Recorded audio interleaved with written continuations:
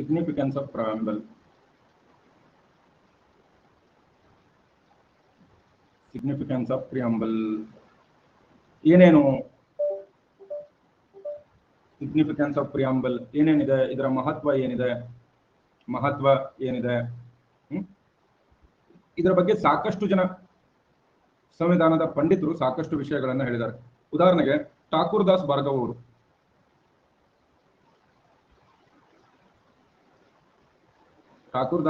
ಏನ್ ಹೇಳ್ತಾರೆ, ಭಾರತದ ಸಂವಿಧಾನದ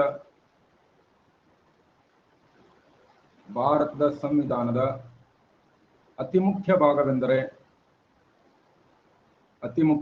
ಭಾಗವೆಂದರೆ ಏನು?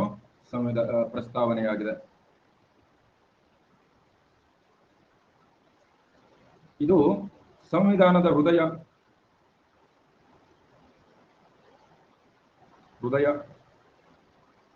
ಹಾಗೂ ಆಭರಣವಿದ್ದಂತೆ ಮತ್ತು ಅತ್ಯಂತ ವೈಭವ ಮತ್ತು ಸೊಗಸಾದ ಕಾವ್ಯವಿದ್ದಂತೆ. ಏನ್ ಹೇಳ್ತಾರೆ ಠಾಕೂರ್ ದಾಸ್ ಭಾರ್ಗವ್ ಅವರು? ಇದು ಸಂವಿಧಾನದ ಅತ್ಯಂತ ಮುಖ್ಯ ಭಾಗ. ಇದು ಏನು? ಸಂವಿಧಾನದ ಅತ್ಯಂತ ಮುಖ್ಯ ಭಾಗ. ಇದು ಸಂವಿಧಾನದ ಆಭರಣ ಇದ್ದಂತೆ, ಸಂವಿಧಾನದ ಹೃದಯ ಇದ್ದಂತೆ ಅಂತ ಹೇಳ್ತಾರೆ. ಇನ್ನು ಎನ್ ಎ ಪಾಲ್ಕಿಯವಾಲಾ ಅವರು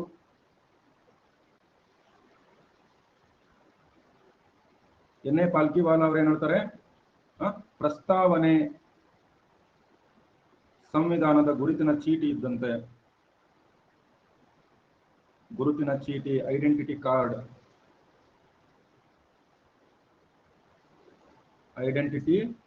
ಐಡಿ ಕಾರ್ಡ್ ಇದ್ದಂಗಿದು. ಇದನ್ನ ನೋಡಿದ್ರೆ ನಮಗೆ ಸಂವಿಧಾನದ ಬಗ್ಗೆ ಸಂಪೂರ್ಣ ಮಾಹಿತಿ ಸಿಕ್ಕು ಬರ್ತದೆ ಅಂತೇಳಿ ಹೇಳ್ತಾರೆ. ಇನ್ನು ಕೆ ಎಂ ಮುನ್ಷಿ ಅವರು ಏನಂತ ಕರೀತಾರೆ? ಇದು ಸಂವಿಧಾನದ ಜಾತಕವಿದ್ದಂತೆ. ಪ್ರಸ್ತಾವನೆ ಏನು? ಸಂವಿಧಾನದ ಜಾತಕವಿದ್ದಂತೆ ಅಂತ ಯಾರು ಹೇಳ್ತಾರೆ? Horoscope of constitution. Horoscope of our sovereign democratic republic.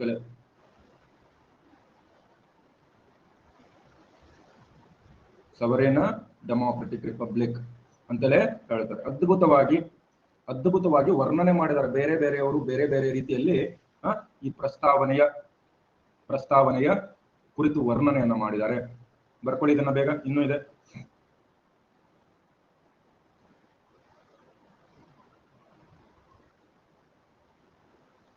ಬರ್ಕೊಳ್ಳಿ.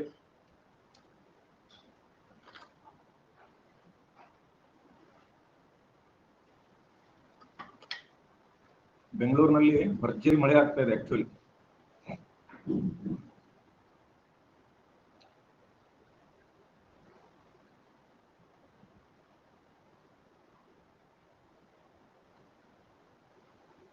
ನಮ್ಮಲ್ಲಿ ಎಲ್ಲ ಊರಲ್ಲೂ ಆಗ್ತಾ ಇದೆಯಾ?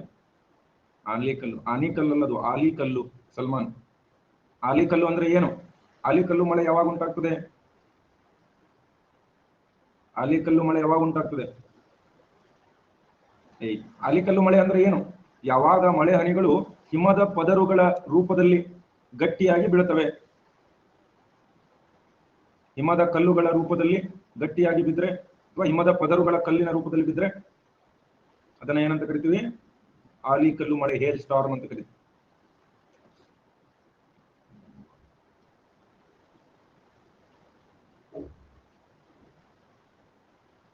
ಓಕೆ, ಇದು ಮುಗಿತಾ?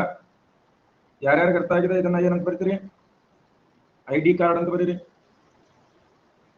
ಮಂಜು ವೆಲ್ಕಮ್.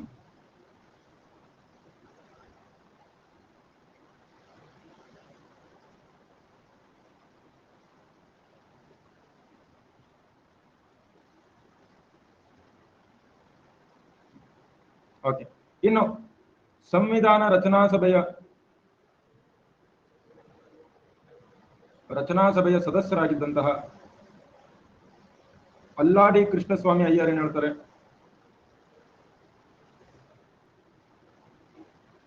ಅಲ್ಲಾಡಿ ಕೃಷ್ಣಸ್ವಾಮಿ ಅಯ್ಯರ್ ಏನ್ ಹೇಳ್ತದೆ? ಭಾರತದ ಸಂವಿಧಾನದ ಪ್ರಸ್ತಾವನೆ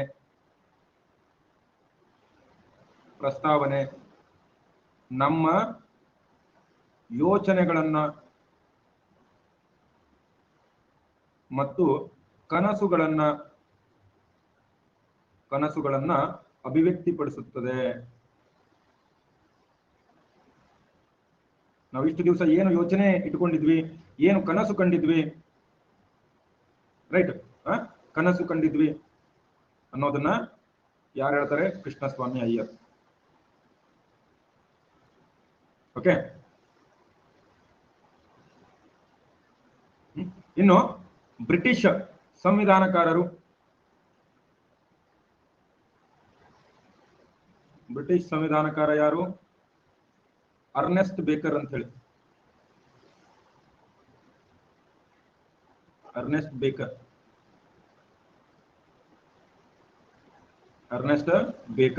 ಬಾರ್ಕರ್. ಅರ್ನೆಸ್ಟ್ ಬಾರ್ಕರ್ ಅವ್ರು ಏನ್ ಹೇಳ್ತಾರೆ? ಇದು ಪ್ರಸ್ತಾವನೆ ಸಂವಿಧಾನದ ಕೀನೋಟ್ ಇದ್ದಂತೆ. ಕೀನೋಟ್ ಅಂದ್ರೆ ಆರಂಭಿಕ ಭಾಷಣ ಅಂತ ಕರಿತೀವಲ್ಲ ನಾವು, ಹಂಗೆ ಅಂದ್ರೆ ಆ ಸಭೆಯ ಪ್ರಮುಖ ಭಾಷಣ.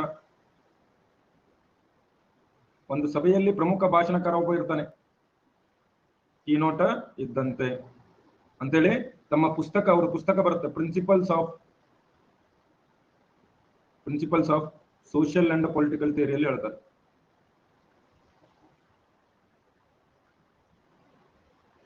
ರೈಟ್. 1951 ಇದು ಕೃತಿ ಇದೆ. ಯಾರ್ದು? ಅರ್ನೆಸ್ಟ್ ಬೇಕರ್ ಅವರು. ರೈಟ್. ನೋಡ್ರಿ, ಎಲ್ಲರೂ ಠಾಕೂರ್ ಭಾರ್ಗವದಾಸ್ ಅವರು ಇನ್ನೂ ಒಂದ್ ಹೆಜ್ಜೆ ಮುಂದೋಗಿ ಏನ್ ಹೇಳ್ತಾರೆ? ನಮ್ಮ ಸಂವಿಧಾನದ ಮೌಲ್ಯವನ್ನ ಅಳಿಯಲು ಪ್ರಸ್ತಾವನೆ ಒಂದು 2 ಸ್ಟಿಕ್ ಇದ್ದಂತೆ. ಇದರಿಂದ ನಮ್ಮ ಸಂವಿಧಾನದ ಮೌಲ್ಯವನ್ನ ನಾವು ಅಳಿಬಹುದು. ಓಕೆ. ಬರ್ಕೊಳ್ಳಿ.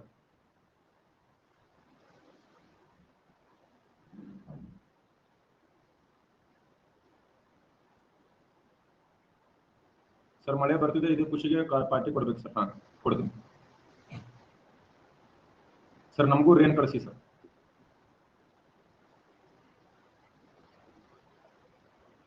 ಎಸ್, ಯಾರು? ದೇವೇಂದ್ರ ಮಾತಾಡ್ತಾ ಇರೋದು. ಎಲ್ಲಿಗೆ ಶರಣ? ಎಲ್ಲಿ ಕಳಿಸ್ಬೇಕು?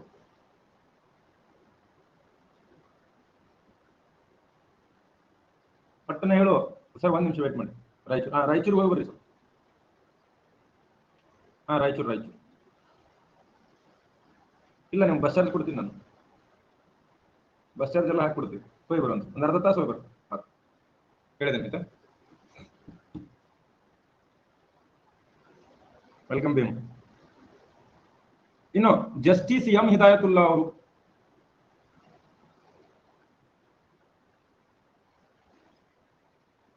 ಜಸ್ಟಿಸ್ ಎಂ ಹಿದಾಯತುಲ್ಲಾ ಅವರು ಏನ್ ಹೇಳ್ತಾರೆ?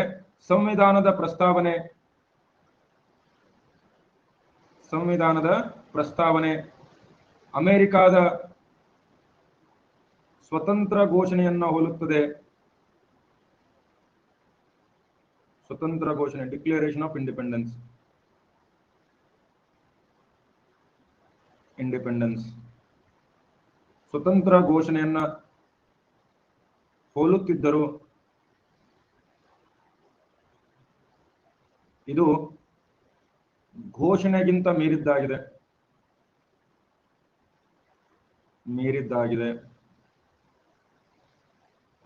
ಇದು ಸಂವಿಧಾನದ ಆತ್ಮವಾಗಿದೆ.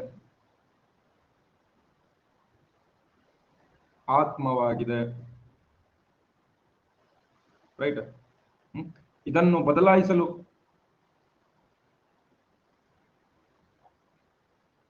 ಕ್ರಾಂತಿಯಿಂದ ಮಾತ್ರ ಸಾಧ್ಯ. ಅದನ್ನ ಬಿಟ್ಟು, ಯಾಕಂದ್ರೆ ಇದು ನಮ್ಮ ರಾಜಕೀಯ ಇಚ್ಛಾಶಕ್ತಿಯನ್ನ ಒಳಗೊಂಡಿದೆ. ಇದು ಭಾರತದ ರಾಜಕೀಯ ಸಮಾಜ ಹಾಗೂ ಇಚ್ಛಾಶಕ್ತಿ ಒಳಗೊಂಡಿದೆ ಅಂತ ಹೇಳ್ತಾರೆ.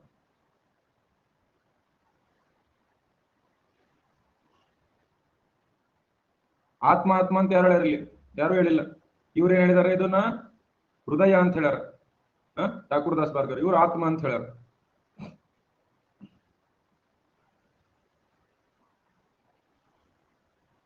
So today my first class, your Misha is ultimate.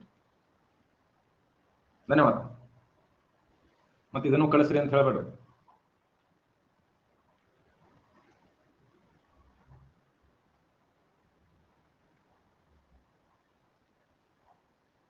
Back slide ಬೇಗ ಬರ್ಕೊಳ್ರಿ. ಇಲ್ಲಿಗೆ ಪ್ರಿಯಾಂಬಲ್ ಮುಗಿತು. ಪ್ರಿಯಾಂಬಲ್ ಬಗ್ಗೆ ಏನಾದರೂ ಡೌಟ್ ಇದ್ರೆ ಬರ್ಕೊಳ್ರಿ.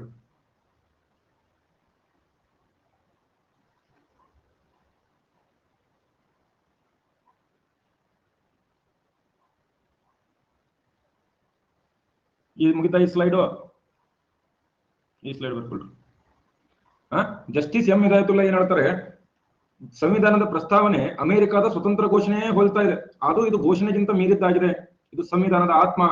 ಇದು ಭಾರತೀಯ ಸಂವಿಧಾನದ ರಾಜಕೀಯ ಸಮಾಜ ಇಚ್ಛಾಶಕ್ತಿಯನ್ನ ಒಳಗೊಂಡಿದೆ. ಇದನ್ನ ಬದಲಾಯಿಸಲು ಕೇವಲ ಕ್ರಾಂತಿಯಿಂದ ಮಾತ್ರ ಸಾಧ್ಯ. It contains a solemn resolve which nothing but a revolution can alter ಅಂತೇಳಿ ಅವರು ಹೇಳ್ತಾರೆ. ಇನ್ನೊಂದು ವಿಶೇಷ ಹೇಳ್ತೀನಿ ನೋಡ್ರಿ, ಭಾರತ ಎಲ್ಲಿಯವರೆಗೆ ಬ್ರಿಟಿಷ್ ಡೊಮಿನಿಯನ್ ಆಗಿತ್ತು,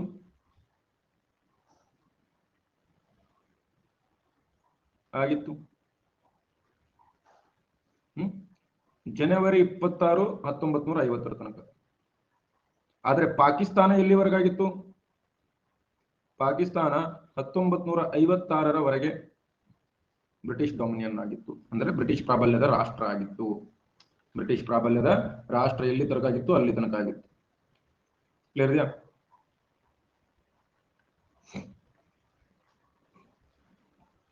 ಮತ್ತೇನಾದ್ರೂ ಡೌಟ್ ಇದೆಯಾ? ನಿನ್ನೆ ಯಾರೋ ಕೇಳ್ತಾ ಇದ್ರು, ಸರ್ ನೇರ ಪ್ರಜಾಪ್ರಭುತ್ವದ ವಿಧಾನಗಳನ್ನ ತಿಳಿಸಿ ಅಂತ ಹೇಳಿ. ಇದು ಮುಗಿದ ಮೇಲೆ ಅದನ್ನ ತಿಳಿಸ್ತೀನಿ.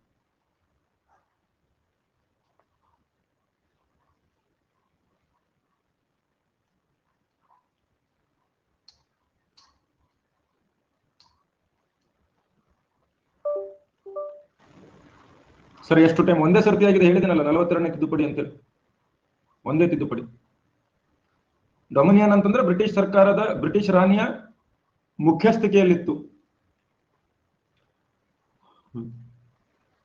ಸ್ವತಂತ್ರ ಸಿಗೋದು ಬೇರೆ, ಡೊಮಿನಿಯನ್ ಸ್ಥಾನಮಾನ ಸ್ವಂತ ಸಂವಿಧಾನ ಬಂದ ಮೇಲೆ ರದ್ದಾಗುತ್ತೆ. ನಮ್ಮ ಸಂವಿಧಾನ ಬಂದಿದ್ದು ಯಾವಾಗ? 1950. ಪಾಕಿಸ್ತಾನ ಸಂವಿಧಾನ ಬಂದಿದ್ದು 1956.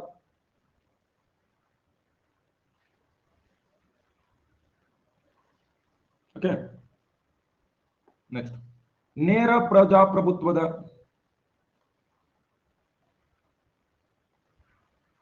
ವಿಧಾನಗಳು. Right, instruments of direct democracy. Direct democracy ಯಾವ ದೇಶದಲ್ಲಿ ಕಂಡು ಬರುತ್ತೆ? ಎಕ್ಸಾಮ್ ಏನ್ ಹೇಳಿದೆ, ಎಲ್ಲಿ ಹೇಳಿದೆ ನಾನು? ಸ್ವಿಟ್ಜರ್ಲ್ಯಾಂಡ್. ಬ್ಯಾಕ್ ಸ್ಲೈಡ್ ಬೇಗ ಬರ್ಕೊಳ್ರಿ, ಲೇಟ್ ಮಾಡಬೇಡ್ರಿ. 2-3 ನಿಮಿಷ ವೇಟ್ ಮಾಡಿದ್ದೀನಿ, ಇನ್ನೂ ಎಷ್ಟು ವೇಟ್ ಮಾಡಬೇಕು?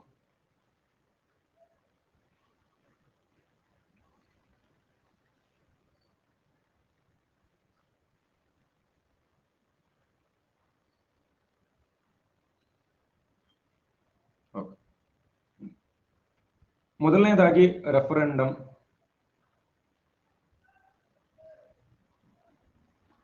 ಜನಮತಗಣನೆ ಹೆಂಗಂದ್ರೆ ಏನು? ಯಾವುದೇ ಮಸೂದೆ ಅಥವಾ ಕಾನೂನನ್ನ ಜನರೇ ನೇರವಾಗಿ ತಮ್ಮ ಮತಗಳಿಂದ ಅನುಮೋದನೆ ಕೊಡ್ತಾರೆ. ಅನುಮೋದನೆ ಅಥವಾ ತಿರಸ್ಕಾರ ಕೊಡ್ತಾರೆ.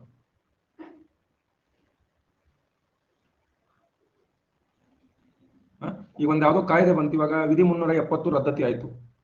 ಅವಾಗ ಏನ್ ಮಾಡ್ತಾರೆ? ಸ್ವಿಟ್ಜರ್ಲ್ಯಾಂಡ್ ನಲ್ಲಿ ಆಗ್ಬೇಕಾಗಿದ್ರೆ ಆ ಕಾಯ್ದೆಯನ್ನ ಜನರ ಮುಂದೆ 50%ಗಿಂತ ಹೆಚ್ಚಿನ ಜನ, 50% ಹೆಚ್ಚಿನ ಜನ ಇದಕ್ಕೆ ಹೂ ಅಂದ್ರೆ ಇದು ಅನುಮೋದನೆ ಆಗುತ್ತೆ, ಇಲ್ಲ ಅಂದ್ರೆ ತಿರಸ್ಕಾರ ಆಗುತ್ತೆ. ಇನ್ನೆರಡನೇದು ಪ್ಲೆಬಿಸೈಡ್, ಜನಾಭಿಪ್ರಾಯ ಸಂಗ್ರಹ. ಇಲ್ಲೇನ್ ಮಾಡ್ತಾರೆ? ರೈಟ್, ಯಾವುದಾದರೂ ವಿಷಯ ಸಾರ್ವಜನಿಕ ಪ್ರಾಮುಖ್ಯತೆಯ ವಿಷಯದ ಬಗ್ಗೆ ವಿಷಯದ ಬಗ್ಗೆ ಜನರ ಅಭಿಪ್ರಾಯ ಪಡೆಯುವುದು. ಜನರ ಅಭಿಪ್ರಾಯ ಪಡೋದು. ಇಲ್ಲಿ ಅಭಿಪ್ರಾಯ, ಇಲ್ಲಿ ನೇರವಾಗಿ ಅಕ್ಸೆಪ್ಟೆನ್ಸ್ ಅಥವಾ ರಿಜೆಕ್ಟೆನ್ಸ್. ಇಲ್ಲಿ ಸೀದಾ ಕಾಯ್ದೆಯನ್ನ ಕೊಡ್ತಾರೆ. ಇಲ್ಲಿ ಜನಾಭಿಪ್ರಾಯ ಸಂಗ್ರಹ. ಇದು ಬ್ರೆಕ್ಸಿಟ್ ಇದಕ್ಕೆ ಗ್ರೇಟ್ ಉದಾಹರಣೆ. ಓಕೆ, ಬ್ರೆಕ್ಸಿಟ್ ಇದಕ್ಕೆ ಗ್ರೇಟ್ ಉದಾಹರಣೆ. ಮೂರನೇದು ಯಾವುದು? Initiative. Initiative. Okay, initiative. Initiative ಅಂದ್ರೆ ಕನ್ನಡದಲ್ಲಿ ಏನಂತ ಕರಿತೀವಿ? ಇನಿಷಿಯೇಟಿವ್ಗೆ ಕನ್ನಡದಲ್ಲಿ ಏನಂತ ಕರಿತೀವಿ? ಉಪಕ್ರಮ ಅಂತ ಕರಿತೀವಿ. ಉಪಕ್ರಮ ಅಂತೇಳಿ ಕರಿತೀವಿ. ಉಪಕ್ರಮ ಅಂತಂದ್ರೆ ಏನು? ರೈಟ್. ಇಲ್ಲೇನು? ಜನರೇ ಶಾಸಕಾಂಗ ಸಭೆಗೆ ಏನು ಒಂದು ಮಸೂದೆಯನ್ನ ಪ್ರಸ್ತಾಪಿಸುತ್ತಾರೆ. ಈ ಒಂದು ಮಸೂದೆ ಇದೆ, ನಾವ್ಗೆ ಇದು ಬೇಕಾಗಿದೆ, ನೀವು ಇದನ್ನ ಪಾಸ್ ಮಾಡಿ. ಒಂದು ಮಸೂದೆ ಇದೆ, ಇದನ್ನ ನೀವು ಪಾಸ್ ಮಾಡಿ ಅಂತ ಹೇಳಿ ಜನರೇ ಹೇಳ್ತಾರೆ. ಇನ್ನು ನಾಲ್ಕನೇದು ಯಾವುದು? ರಿಕಾಲ್. ನಾಲ್ಕನೇದು ಯಾವುದು? ರಿಕಾಲ್ ಅಂತೇಳಿ. ರಿಕಾಲ್ ಅಂದ್ರೆ ಏನು ಕನ್ನಡದಲ್ಲಿ? ರಿಕಾಲ್ ಮರಳಿಕೆ ಅಥವಾ ಹಿಂದೆ ಕರೆಸಿಕೊಳ್ಳುವುದು. ಹಿಂದೆ ಕರೆಸಿಕೊಳ್ಳು. ರೈಟ್. ಇಲ್ಲೇನು? ಮತದಾರರು ತಮ್ಮ ಜನಪ್ರತಿನಿಧಿಯನ್ನ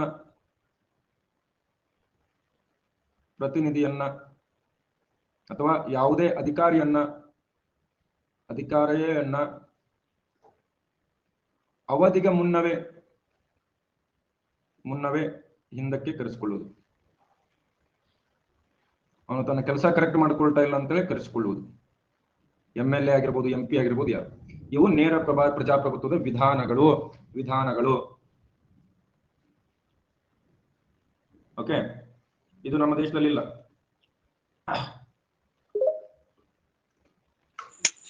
ಹಲೋ ಸರ್. ಹೇಳಿ ಸರ್, ಡೈರೆಕ್ಟ್ ಡೆಮೋಕ್ರಸಿ ಸ್ವಿಟ್ಜರ್ಲೆಂಡ್ ಅಲ್ಲಿ ಅಷ್ಟೇ ಇದೆ ಸರ್? ಬೇರೆ ಬೇರೆ ಕಂಟ್ರಿಯಲ್ಲಿ ಇದೆ? ಏನಾಯ್ತು? ಈ sir direct democracy sir Switzerland ಅಲ್ಲಿ ಅಷ್ಟೇ ಇದೆ ಸರ್? ಬೇರೆ ಬೇರೆ ಕಂಟ್ರಿಯಲ್ಲಿ ಕೂಡ ಇದೆ? ಇಲ್ಲ, ಬೇರೆ ಬೇರೆ ಕಂಟ್ರಿನಲ್ಲೂ ಇದೆ. ಹೌದು ಸರ್, ಬೇರೆ ಬೇರೆ ಕಂಟ್ರಿಯಲ್ಲೂ ಕೂಡ ಇದೆ. ಉದಾಹರಣೆಗೆ ನಿಮ್ಗೆ ಯಾವ್ದು ಹೇಳಿ ನಾನು? ಡೈರೆಕ್ಟ್ ಡೆಮೋಕ್ರಸಿ ಅರ್ಜೆಂಟೀನಾದಲ್ಲಿ ಡೈರೆಕ್ಟ್ ಡೆಮೋಕ್ರಸಿ. ಸ್ವೀಡನ್ ಅಲ್ಲಿ ಇದೆ. ಸ್ವೀಡನ್ ಅಲ್ಲಿ ಬಹಳ ಇಂಪಾರ್ಟೆಂಟ್. Sweden sir. ಹಾ sir. Sweden is a great example of direct.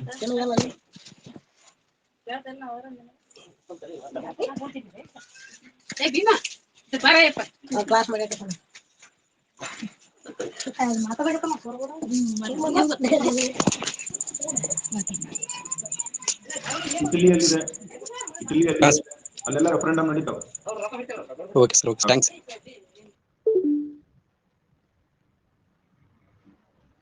ಎಲ್ಲೋದ್ರಿ sir? ಇಲ್ಲೇ ಅದನ್ನಲ್ಲ. Girish, thank you sir. KS question ಬಂದಿತ್ತು, ಯಾವ ಬುಕ್ಗಳಲ್ಲಿ ಇರಲಿಲ್ಲ ಇದು. ಅದಕ್ಕೆ ನಿನ್ನೆ ನೀವು ಕೇಳಿದಕ್ಕೆ ನಾನು ಹೇಳಿದ್ದೀನಿ. ಓಕೆ, ಇಲ್ಲಿಗೆ ಪ್ರಸ್ತಾವನೆ ಮುಗಿತು. ಯಾರ್ಯಾರ್ದು ಪ್ರಸ್ತಾವನೆ ಸಂಪೂರ್ಣವಾಗಿ ಅರ್ಥ ಆಗಿದೆ?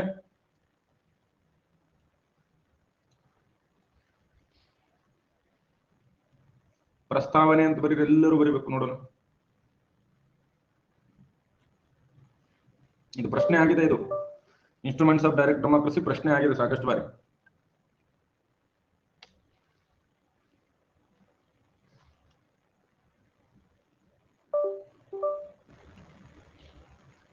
ಪ್ಲೆಬಿಸೈಟ್ ಅಂತಂದ್ರೆ ಸಾರ್ವಜನಿಕ ಪ್ರಾಮುಖ್ಯತೆ ವಿಷಯದ ಬಗ್ಗೆ ಜನರ ಅಭಿಪ್ರಾಯ ಪಡೆದುಕೊಳ್ಳುವುದು.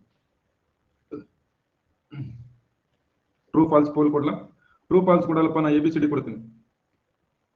ಅರ್ಥ: ಪ್ರಸ್ತಾವನೆ ಪರ್ಫೆಕ್ಟ್ ಆದವ್ರು A ಅಂತ ಬರೀರಿ, ಪರ್ಫೆಕ್ಟ್ ಆಗದೆ ಇರೋರು B ಅಂತ ಬರೀರಿ.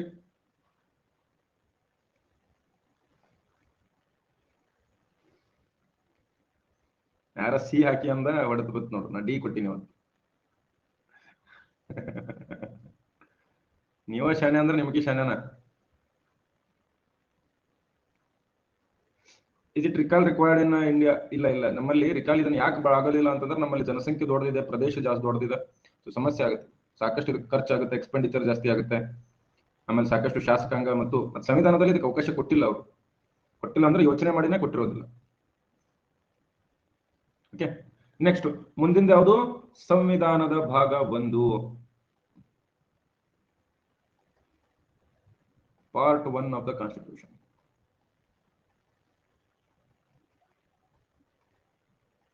ಸಂವಿಧಾನದ ಭಾಗ 1 ಪಾರ್ಟ್ 1 ಆಫ್ ದ ಕಾನ್ಸ್ಟಿಟ್ಯೂಷನ್ ಏನ್ ಹೇಳ್ತದೆ? ಇದು ಒಕ್ಕೂಟ ಮತ್ತು ಅದರ ಭೂಪ್ರದೇಶಗಳು,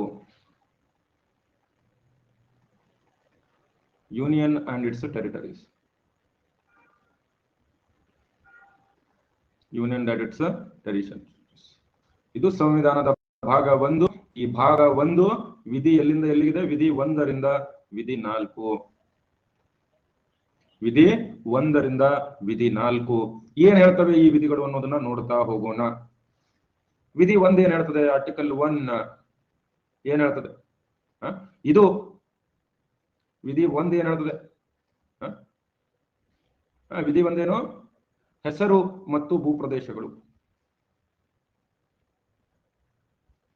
ಹೆಸರು ಮತ್ತು ಭೂಪ್ರದೇಶಗಳು ಏನು? ಇದರಲ್ಲಿ 1ನೇ ಭಾಗ India, that is Bharat shall be union of states. India, that is Bharat, Bharat ರಾಜ್ಯಗಳ ಸಂಘವಾಗಿದೆ, ಯೂನಿಯನ್ ಆಫ್ ಸ್ಟೇಟ್ಸ್. ಒಕ್ಕೂಟ ಅಲ್ಲ, ಒಕ್ಕೂಟ ಅಂದ್ರೆ ಫೆಡರೇಷನ್ ಆಗುತ್ತೆ. ನಮ್ಮದು ಸಂಘ. ನೋಡ್ರಿ, ಭಾರತ ಸಂಯುಕ್ತ ವ್ಯವಸ್ಥೆ ಆಗಿದ್ರು ಭಾರತವನ್ನ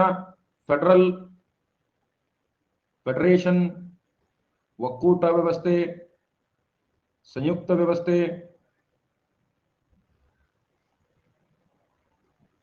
ಎಂಬ ಶಬ್ದ ಬಳಕೆಯಾಗಿಲ್ಲ. ಎಲ್ಲೂ ಕೂಡ ಫೆಡರೇಷನ್ನು, ಒಕ್ಕೂಟ, ಸಂಯುಕ್ತ ವ್ಯವಸ್ಥೆ ಅನ್ನೋದು ಎಲ್ಲೂ ಕೂಡ ಬಳಕೆ ಆಗಿಲ್ಲ. ಭಾರತವನ್ನ ರಾಜ್ಯಗಳ ಸಂಘ, ಕೆಲವೊಂದು ಕಡೆ ಕನ್ನಡ ಪುಸ್ತಕದಲ್ಲಿ ರಾಜ್ಯಗಳ ಒಕ್ಕೂಟ ಅಂತ ಹೇಳಿ ಕರೀತಾರೆ.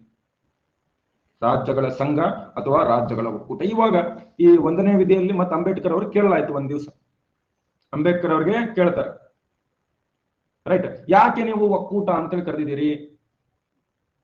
ಯಾಕೆ ನೀವು ಒಕ್ಕೂಟ ಅಂತ ಕರೆದಿದ್ದೀರಿ?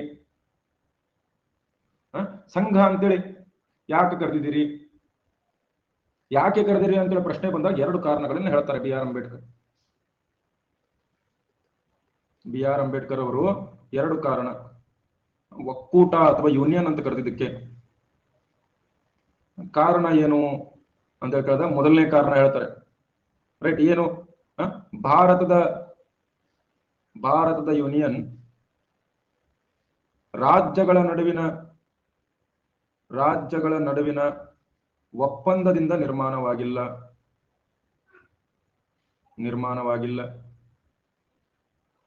2ನೇ ರೀಸನ್, ರಾಜ್ಯಗಳು ಸಂಘದಿಂದ ಅಥವಾ ಯೂನಿಯನ್ನಿಂದ ಹೊರಹೋಗುವ ಅಧಿಕಾರ ಹೊಂದಿಲ್ಲ.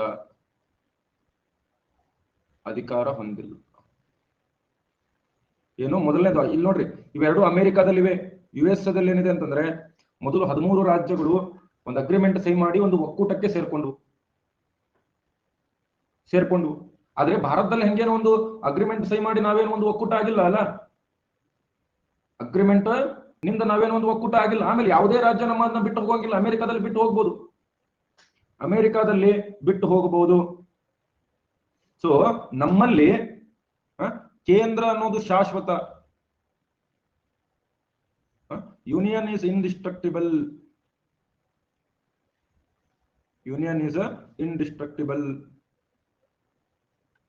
ಕೇಂದ್ರ ಶಾಶ್ವತ. ಕೇಂದ್ರವನ್ನ ನಾಶಗೊಳಿಸಲಿಕ್ಕೆ ಸಾಧ್ಯ ಇಲ್ಲ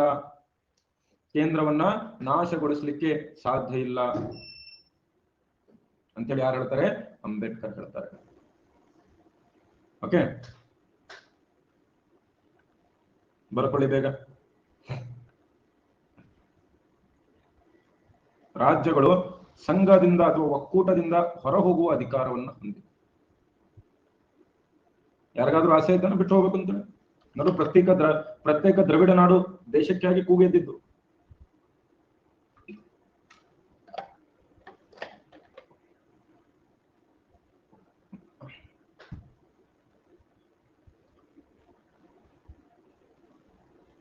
ನೋಡ್ರಿ, ನಾವು ಯಾಕೆ ನಮ್ಮನ್ನ ನಾವು ಫೆಡರೇಷನ್ ಅಂತ ಕರ್ಕೊಂಡಿಲ್ಲ ಅಂತಂದ್ರೆ, ನಾವು ರಾಜ್ಯಗಳಿಂದ ಒಪ್ಪಂದ ಮಾಡಿಕೊಂಡು ನಾವು ಫೆಡರೇಷನ್ ಆಗಿಲ್ಲ. ಒಂದು, ಅಮೆರಿಕಾದಂತೆ. ಎರಡನೇದ್ದು, ಯಾವುದೇ ರಾಜ್ಯ ಇವತ್ತು ಕರ್ನಾಟಕ ಭಾರತವನ್ನ ಬಿಟ್ಟು ಹೊರಗೆ ಹೋಗ್ಬೇಕು ಅಂತಂದ್ರೆ ಅವಕಾಶ ಇಲ್ಲ. ರೈಟ್. ಹೀಗಾಗಿ ಸರ್ ಮತ್ತೆ ಒಕ್ಕೂಟ ಪದ ಬಳಸಿಲ್ಲ ಅಂದ್ರಲ್ಲ, ಮತ್ತೆ ಹೇಗೆ ಒಕ್ಕೂಟ? ಕನ್ನಡ ಬುಕ್ ನಲ್ಲಿ ಯೂನಿಯನ್ಗೆ ಒಕ್ಕೂಟ ಅಂತ ಬಳಸಿದ್ದಾರೆ, ಆದ್ರೆ ಆಕ್ಚುಲಿ ಒಕ್ಕೂಟ ಅಂದ್ರೆ ಸಂಘ ಅಂತ ಆಗ್ಬೇಕು. ಇವನ್ ಗೌರ್ಮೆಂಟ್ ಟೆಕ್ಸ್ಟ್ ಬುಕ್ ಬೇಕಲ್ಲೂ ಅದನ್ನ ಒಕ್ಕೂಟ ಅಂತ ಬಳಸಿದ್ದಾರೆ. ಒಕ್ಕೂಟ ಅಂತಂದ್ರೆ ಏನು? It's federation actually.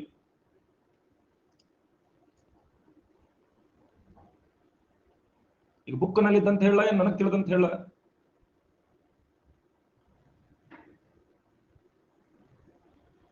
ರೈಟ್.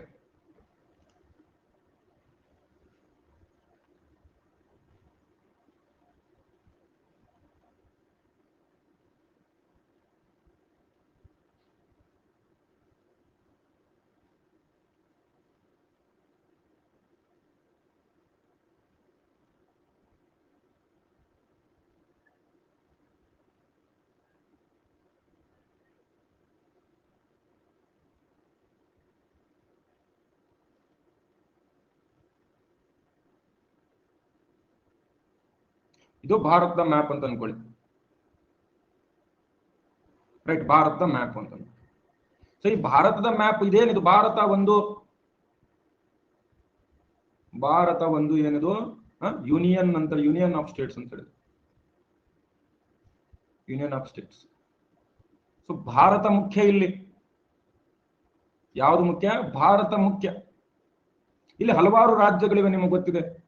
ಇಲ್ಲಿ ಕರ್ನಾಟಕ ಇದೆ, ಕೇರಳ ಇದೆ, ತಮಿಳುನಾಡಿದೆ, ಆಂಧ್ರ ಇದೆ, ತೆಲಂಗಾಣ ಇದೆ, ಒಡಿಶಾ ಇದೆ, ಪಶ್ಚಿಮ ಬಂಗಾಳ ಇದೆ, ಬಿಹಾರ ಇದೆ, ಛತ್ತೀಸ್ಗಢ ಇದೆ, ಜಾರ್ಖಂಡ್ ಇದೆ, ಯುಪಿ ಇದೆ, ಎಂಪಿ ಇದೆ, ಗುಜರಾತ್ ಇದೆ, ರಾಜಸ್ಥಾನ ಇದೆ, ಪಂಜಾಬ್ ಇದೆ, ಹರಿಯಾಣ ಇದೆ, ದಿಲ್ಲಿ ಇದೆ, ಹಿಮಾಚಲ್ ಇದೆ, ಉತ್ತರಾಖಂಡ್ ಇದೆ, ಜಮ್ಮು ಮತ್ತು ಕಾಶ್ಮೀರ ಯೂನಿಯನ್ ಟೆರಿಟರಿ ಆಗಿದೆ, ಸಿಕ್ಕಿಂ ಇದೆ. ಇಲ್ಲಿ 7 ಸಹೋದರಿಯರಿದ್ದಾರೆ. ಓಕೆ, ಇಲ್ಲಿ ಗೋವಾ ಇದೆ. ಈ ರಾಜ್ಯಗಳು ಯಾಕೆ ನಾವು ಫೆಡರೇಷನ್ ಅಲ್ಲ ಅಂತ ಕೇಳಿದ್ರು? ಫೆಡರೇಷನ್ ಅಲ್ಲ ಅಂತ ಕೇಳಿದಾಗ ಅಂಬೇಡ್ಕರ್ ಏನ್ ಹೇಳಿದ್ರು? ಒಂದು, ಅಮೆರಿಕಾದಂತೆ ಇಲ್ಲಿ ರಾಜ್ಯಗಳು ಒಪ್ಪಂದ ಮಾಡಿಕೊಂಡಿಲ್ಲ ನಮ್ಮಲ್ಲಿ. ನಾವು ಜೊತೆಗಿರ್ತೀವಿ, ಜೊತೆಗೆ ಬಂದು ಒಂದು ಕೇಂದ್ರವನ್ನ ನಿರ್ಮಾಣ ಮಾಡ್ತೀವಿ ಅಂತ ಹೇಳಿ. ಅದೇ ರೀತಿ ಅಮೆರಿಕಾದಂತೆ ಭಾರತದ ರಾಜ್ಯಗಳು ಏನು ಭಾರತವನ್ನ ಬಿಟ್ಟು ಪ್ರತ್ಯೇಕವಾಗುವಂತಿಲ್ಲ ಅಂತ ಹೇಳಿದ್ರು. ಪ್ರತ್ಯೇಕವಾಗುವಂತಿಲ್ಲ. ಹಾಗಾದ್ರೆ ಸರ್, ಭಾರತದ ಭೂಪ್ರದೇಶಗಳ ಹೆಸರು ಎಲ್ಲಿ ಕಂಡು ಬರ್ತದೆ? ಸೊ ಅದನ್ನ ವಿಧಿ 1ರಲ್ಲಿ ಏನ್ ಹೇಳಿದ್ದಾರೆ? ಭಾರತದ ರಾಜ್ಯಗಳು ಆಗ ಕೇಂದ್ರಾಡಳಿತ ಪ್ರದೇಶಗಳ ಹೆಸರು ಎಲ್ಲಿ ಕಂಡು ಬರ್ತದೆ? 1ನೇ ಅನುಚ್ಛೇದದಲ್ಲಿ ಕಂಡು ಬಂದಂತಿದೆ. 1ನೇ ಅನುಚ್ಛೇದ ಅಥವಾ ಫಸ್ಟ್ ಶೆಡ್ಯೂಲ್. ಫಸ್ಟ್ ಶೆಡ್ಯೂಲ್ ನಲ್ಲಿ ಹೆಸರುಗಳನ್ನ ಕೊಟ್ಟಿದ್ದೀವಿ. ಹಾಗಾದ್ರೆ ಭಾರತದಲ್ಲಿ ಏನೇನಿದೆ ಅಂತ ಕೇಳಿದಾಗ 3 ರೀತಿಯ ರಾಜ್ಯಗಳಿರ್ತವೆ. 3. ಒಂದು, ರಾಜ್ಯಗಳು. ಎರಡನೇದು ಕೇಂದ್ರಾಡಳಿತ ಪ್ರದೇಶಗಳು.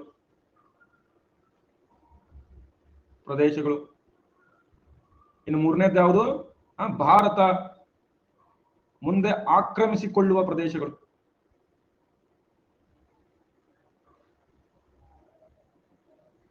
ಭಾರತ ಮುಂದೆ ಆಕ್ರಮಿಸಿಕೊಳ್ಳುವ ಪ್ರದೇಶಗಳು. ಸಿಕ್ಕಿಂ ನೋಡಿ, ಸಿಕ್ಕಿಂ ಭಾರತ ಭಾಗ ಆಗಿರ್ಲಿಲ್ಲ. ಸಿಕ್ಕಿಂಗೋಸ್ಕರನೇ ಒಂದು ಸಪರೇಟ್ ವಿಧಿಯನ್ನ ಮಾಡ್ತಾರೆ. ಅದನ್ನ ಹೇಳ್ತೇನೆ. ಯಾವಾಗ ಆಕ್ರಮಿಸ್ಕೊಳ್ತೀವಿ ಅದನ್ನು ಕೂಡ ಭಾರತ ಭಾಗ ಮಾಡ್ಕೋಬಹುದು ನಾವು.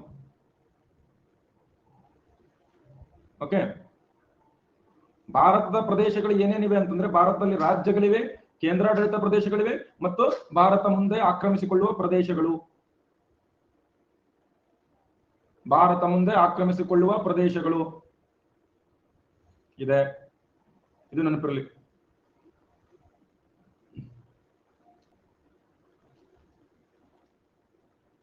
ಓಕೆ, ಬರ್ಕೊಳ್ಳಿ. ಬರ್ಕೊಳ್ಳೋದು ಹೇಗೆ ಸರ್? ಬರ್ಕೊಳ್ಳೋದು ಪೆನ್ನಿಂದ ಹೆಂಗ್ ಬರ್ಕೊಳ್ಳೋಂದ್ರೆ ಏನ್ ಹೇಳಿ? ಲೈನ್ ಆಗಿ ಬರೀ. ನಾನೇ ಬಂದು ಬರೆದು ಕೊಡ್ತಿದ್ನಲ್ಲಿ ನಿಮಗ.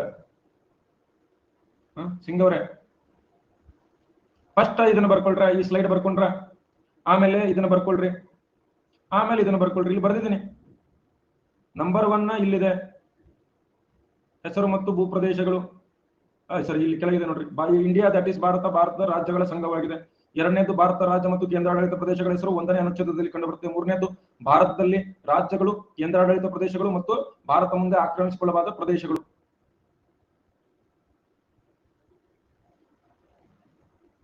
ಭಾರತದ ಪ್ರದೇಶಗಳ ವಿಧಗಳು,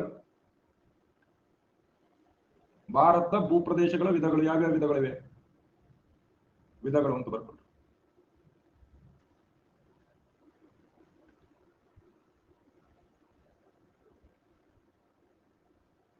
ಓಕೆ, ಈಗ ಬರ್ಕೊಳ್ರಿ.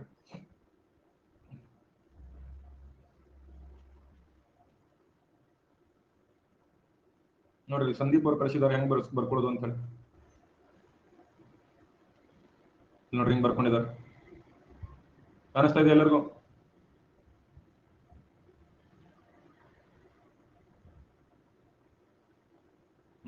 ಚೆನ್ನಾಗಿ ಬರ್ಕೊಂಡಿದ್ರು.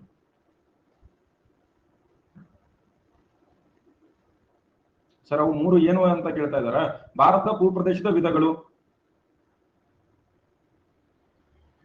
ಸರ್, ಅಪ್ಡೇಟ್ ಮಾಡಿದ್ಮೇಲೆ ಯಾವ ಕ್ಲಾಸ್ ನೋಟಿಫಿಕೇಶನ್ ಬರ್ತಾ ಇಲ್ಲ ಗಣೇಶ್, ಅದಕ್ಕೆ ಗ್ರೂಪಿಗೆ ಜಾಯ್ನ್ ಆಗಿರಿ ಅಂತ ಹೇಳ್ತೀನಿ ನಾನು. ಗ್ರೂಪಿಗೆ ಜಾಯ್ನ್ ಆಗಿರಿ ಅಂತ ಅದಕ್ಕೆ ಹೇಳೋದು.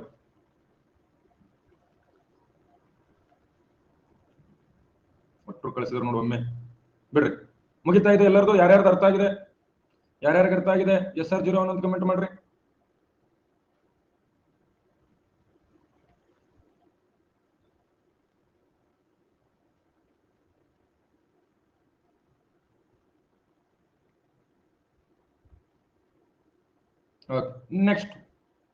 ನೆಕ್ಸ್ಟ್ ಇದರಲ್ಲಿ ಏನೇನು ವಿಶೇಷತೆಗಳು? ರೈಟ್, ಇದರಲ್ಲಿ ಏನೇನು ವಿಶೇಷತೆಗಳು ಏನಿತ್ತು? ಭಾರತದ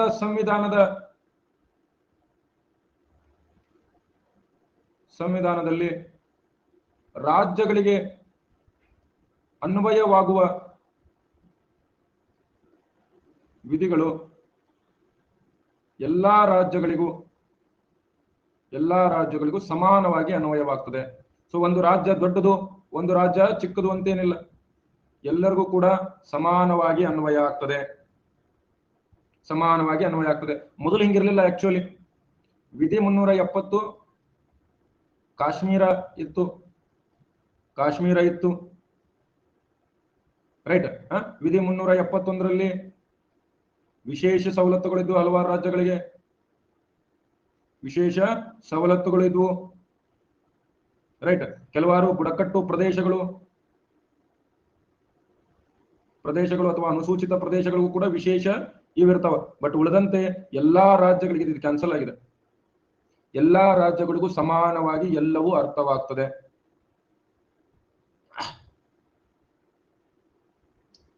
ರೈಟ್, ಕ್ಲಿಯರ್ ಇದೆ ಎಲ್ಲರಿಗೂ?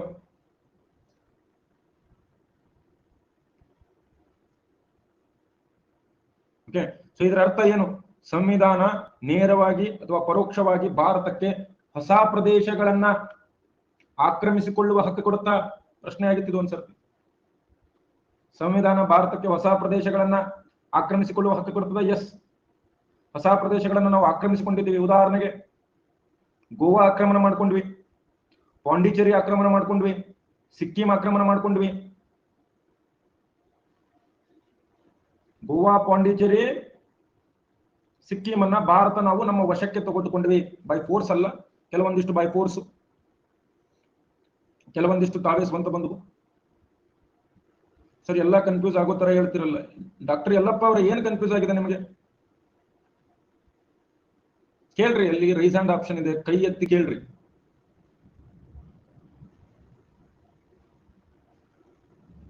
ಯಾಕಿದೆ ಅಲ್ಲಿ? ಓಕೆ, ಇನ್ನು ವಿಧಿ 2 ಏನ್ ಹೇಳ್ತದೆ? ಹಲೋ, ನಮಸ್ತೆ ಸರ್. ನಮಸ್ತೆ, ಹೇಳಿ.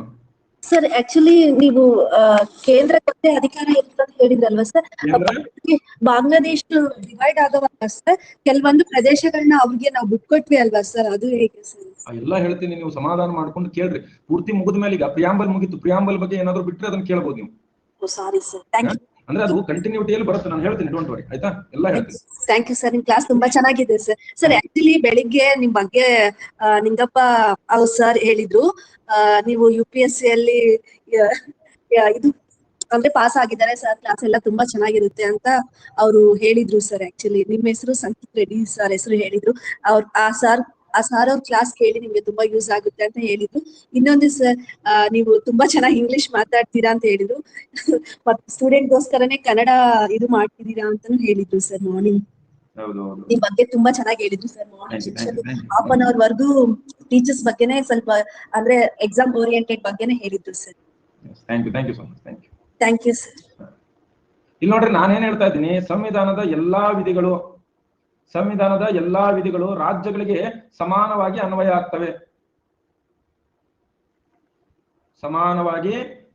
ಆಗ್ತವೆ. ಆದ್ರೆ ಕೆಲವೊಂದು ರಾಜ್ಯಗಳಿಗೆ ವಿಶೇಷ ಸವಲತ್ತುಗಳನ್ನ ನೀಡಿರ್ತಾರೆ.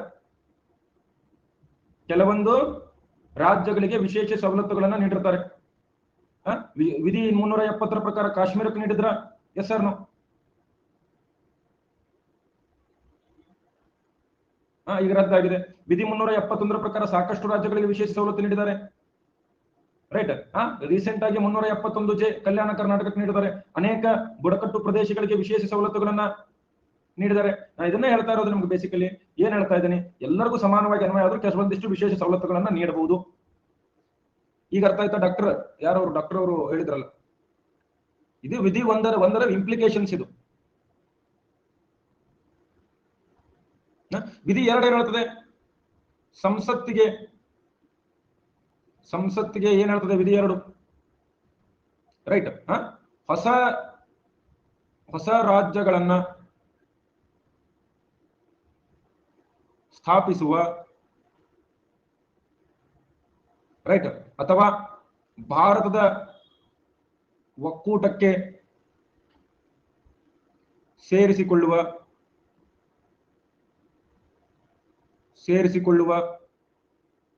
ಅಧಿಕಾರವನ್ನ ನೀಡುತ್ತದೆ. ವಿಧಿ 2 ಏನ್ ಹೇಳ್ತದೆ? ಹೊಸ ರಾಜ್ಯಗಳನ್ನ ಸ್ಥಾಪಿಸುವ ಅಥವಾ ಹೊಸ ರಾಜ್ಯಗಳನ್ನ ಭಾರತಕ್ಕೆ ಸೇರಿಸಿಕೊಳ್ಳುವ ಅಧಿಕಾರವನ್ನ ನೀಡುತ್ತದೆ.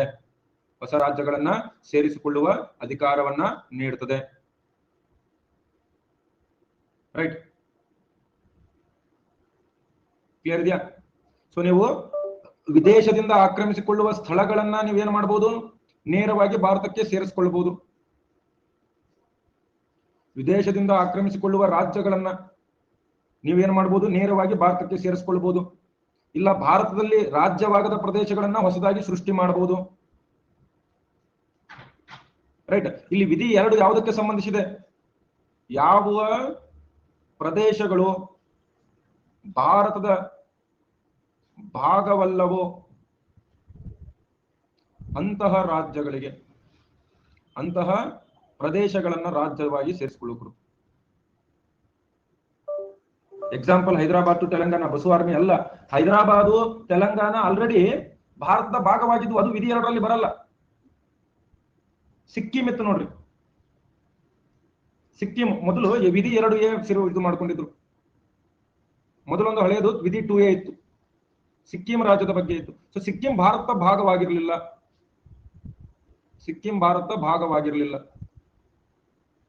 ಸೊ ಅದನ್ನ ಸೇರಿಸ್ಕೊಳ್ಳಿಕ್ಕೆ ವಿಧಿ 2A ಅನ್ನ ತಗೊಂಡ್ಬಂದಿದ್ರು. ಸೊ ಭಾಗ 2 ಭಾರತದ ಭಾಗ ಯಾವುದಲ್ಲ ಅಂತಹ ರಾಜ್ಯಗಳಿಗೆ, ಆಲ್ರೆಡಿ ಇರುವಂತಹ ರಾಜ್ಯಗಳಿಗಲ್ಲ. ಆಲ್ರೆಡಿ ಇರುವಂತಹ ರಾಜ್ಯಗಳಿಗೆ ಭಾಗ 2 ಸಂಬಂಧ ಪಡೋದಿಲ್ಲ.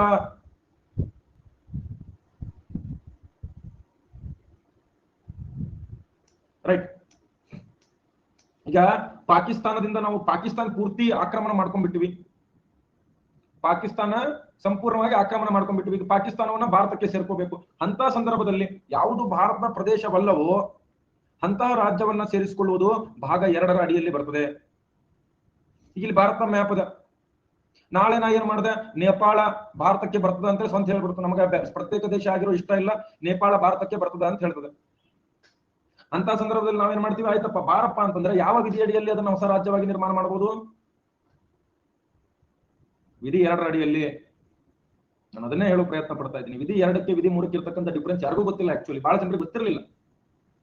ಇವಾಗ ಗೊತ್ತಾಯ್ತಾ? ಎಲ್ಲರೂ ವಿಧಿ 2 ಅಂದ್ರೆ ಅದೇ, ವಿಧಿ 3 ಅಂದ್ರು ಅದನ್ನೇ ಅಂತ ಹೇಳ್ಬಿಡ್ತಾರೆ. ವಿಧಿ 2 ಬೇರೆ, ವಿಧಿ 3 ಬೇರೆ. ಹೊಸ ರಾಜ್ಯ, ಹೊಸ ಪ್ರದೇಶವನ್ನ ಭಾರತಕ್ಕೆ ಸೇರಿಸಿಕೊಂಡು ರಾಜ್ಯ ಮಾಡುವಾಗ ಬೇಕು. ಹೊಸ ಪ್ರದೇಶಗಳನ್ನ ಭಾರತಕ್ಕೆ ಸೇರಿಸಿಕೊಂಡು ಅವುಗಳನ್ನ ರಾಜ್ಯ ಮಾಡುವಾಗ ವಿಧಿ 2 ಸಂಬಂಧಪಡ್ತದೆ. ವಿಧಿ 2 ಸಂಬಂಧಪಡ್ತದೆ. ಕ್ಲಿಯರ್ ಇದೆಯಾ?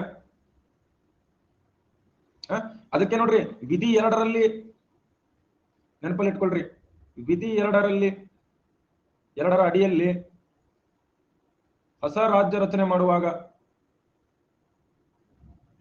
ರಚನೆಗೆ ರಾಷ್ಟ್ರಪತಿ ಪೂರ್ವಾನುಮತಿ ಬೇಕಾಗಿಲ್ಲ. ರಾಷ್ಟ್ರಪತಿ ಪೂರ್ವಾನುಮತಿ ಬೇಕಾಗಿಲ್ಲ. ಯಾಕಂತಂದ್ರೆ ನಾವು ಭಾರತದ ಭಾಗವನ್ನ ಬದಲಾವಣೆ ಮಾಡ್ತಾ ಇಲ್ಲ, ಭಾರತಕ್ಕೆ ಹೊಸ ಭಾಗ ಸೇರಿಸ್ಕೊಳ್ತಾ ಇದೀವಿ. ಸಿಕ್ಕಿಂ ಇದೇ ವಿಧಿಯಡಿಯಲ್ಲಿ ಸೇರ್ಕೊಂಡಿದ್ದು. ನೀವು ಕೇಂದ್ರಾಡಳಿತ ಪ್ರದೇಶವಾಗಾದ್ರೂ ಮಾಡಬಹುದು, ರಾಜ್ಯವಾಗಾದ್ರೂ ಸೇರಿಸ್ಕೊಳ್ಬಹುದು.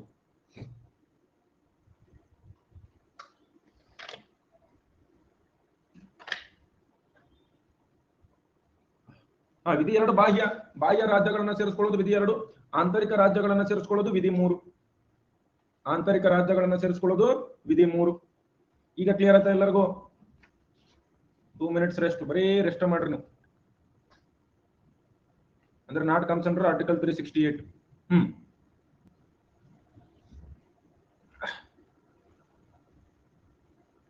ಈಗ ಇದು ಬರ್ತಾರೆ.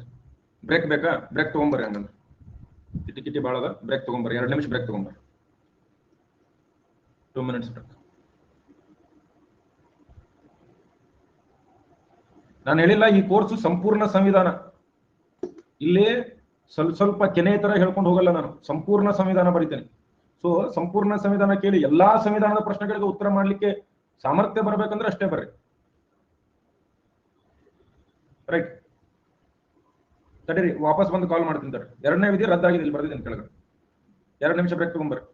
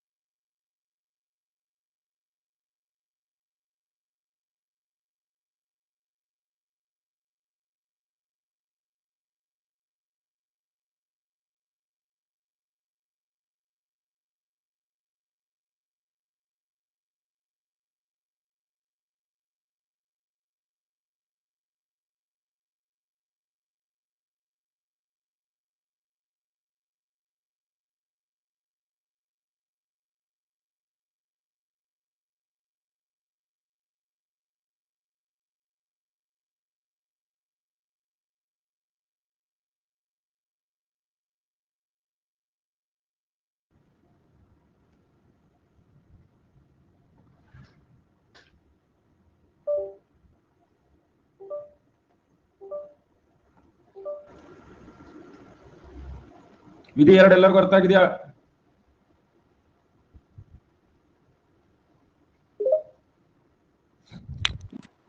ಸರಿ ಹೇಳ್ರಿ. ಚಾ ಕುಡ್ದು ಬಂದ್ರಿ? ಟೀ ಕುಡ್ದು ಬಂದ್ರಿ? ಆಯ್ತು ಹೇಳಿ ಸರ್. ನಾವು ಫಸ್ಟ್ಗೆ ಇದೆ ಫಸ್ಟ್ ಕ್ಲಾಸ್ ಸರ್ ಸಂವಿಧಾನ ಕೇಳ್ತಿರೋದ್ರಿ. ಹಾ ಮೊನ್ನೆ ಬುಕ್ಕ ನೋಡಿ ತೊಗೊಂಡಿದ್ದೆ ರೀ. ಬುಕ್ಕ ನೋಡಿ ಭಯ ಆಗಿತ್ರಿ ಕಂಡಾಬಿಟ್ಟಿ. ಹಾ ಆದ್ರೆ ನೀವು ಎಷ್ಟು ಈಜಿ ಹೇಳ್ತೀರ ಅಂತ ಅನ್ಕೊಂಡಿತ್ತಿಲ್ಲ ಸರ್. ಅಲ್ಲ ಈಸಿ ಇರ್ತದೆ ಆಲ್ಮೋಸ್ಟ್. ಆದ್ರೂ ಸರ್ ಅಂತ ಸಂವಿಧಾನ ನೀವು ಈಜಿ ಮಾಡಿ ಹೇಳ್ತೀರ ಅಂದ್ರೆ ಭಾರಿ ಚಲೋ ಹೇಳ್ತೀರಿ sir class. Thank you sir. ಇದು ಯಾವಾಗ ಮುಗಿತಾ ಸರ್ ನಿಮ್ದು? ಯಾವಾಗ ಕಂಪ್ಲೀಟ್ ಆಕ ಸರ್ ಇದು? ಮುಂದಿನ ತಿಂಗಳು. ಮುಂದಿನ ತಿಂಗಳು ಸರ್? Okay sir. ವಿಧಿ 3 ಹೇಳ್ತೀನಿ. ವಿಧಿ 3 ಹೇಳಿದ್ಮೇಲೆ ವಿಧಿ 2 ಅರ್ಥ ಆಗುತ್ತೆ ನಿಮ್ಗೆ. ವಿಧಿ 3 ಕೇಳ್ರಿ. ರೈಟ್, ವಿಧಿ 3 ಕೇಳ್ರಿ. ವಿಧಿ 3 ಏನು ಯಾವ ಅಧಿಕಾರವನ್ನ ಕೊಡ್ತದೆ? ವಿಧಿ 3 ಯಾವ ಅಧಿಕಾರವನ್ನ ಕೊಡ್ತದೆ? ಹೊಸ ರಾಜ್ಯಗಳ ರಚನೆ, ಹೊಸ ರಾಜ್ಯಗಳ ರಚನೆ ಮತ್ತು ರಾಜ್ಯಗಳ ಭೂಪ್ರದೇಶಗಳ ಬದಲಾವಣೆ, ರಾಜ್ಯಗಳ ಭೂಪ್ರದೇಶಗಳ ಬದಲಾವಣೆ. ಬಾಕಿ ಓಪನ್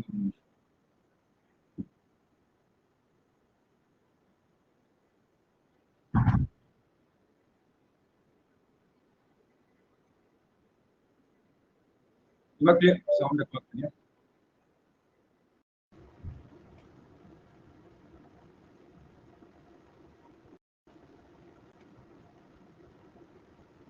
ಓಕೆ, ಇವಾಗ ಕ್ಲಿಯರ್ ಇದೆಯಾ? ಓಕೆ. ಮತ್ತು ರಾಜ್ಯಗಳ ಮರುನಾಮಕರಣದ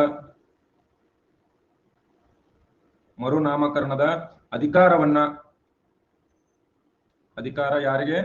ಭಾರತದ ಸಂಸತ್ತಿಗೆ ನೀಡುತ್ತದೆ. ಸೊ ಇಲ್ಲೇನು ಮಾಡ್ಬೋದು? ಭಾರತದ ಪ್ರದೇಶಗಳಲ್ಲೇ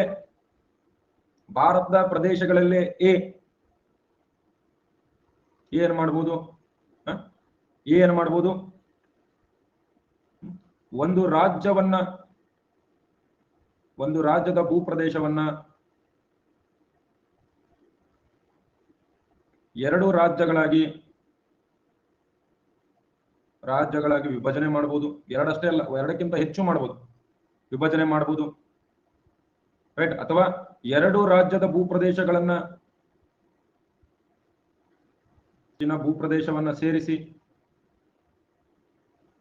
ಸೇರಿಸಿ ಒಂದು ರಾಜ್ಯ ಮಾಡಬಹುದು. ಸೊ ಇದು ಅವಕಾಶ ಇದೆ. 2ನೇದ್ದು, ರಾಜ್ಯಗಳ ಭೂಪ್ರದೇಶ ಹೆಚ್ಚಿಸಬಹುದು. ಏನ್ ಮಾಡಬಹುದು? ಹೆಚ್ಚಿಸಬಹುದು. ಅಥವಾ ರಾಜ್ಯಗಳ ಭೂಪ್ರದೇಶ ಕಡಿಮೆ ಮಾಡಬಹುದು.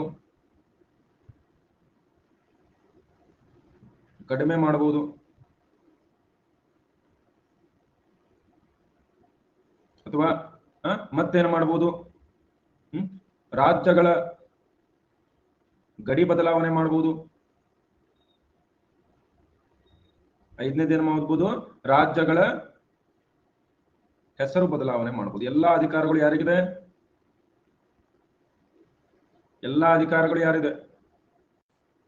ಸಂಸತ್ತಿಗಿದೆ. ಎಲ್ಲಾ ಅಧಿಕಾರಗಳು ಯಾರಿಗಿದೆ? ಸಂಸತ್ತಿಗಿದೆ. ಆದ್ರೆ ಕಂಡೀಷನ್ಸ್ ಬರ್ತದೆ ಅದಕ್ಕೆ ಕೆಲವೊಂದಿಷ್ಟು.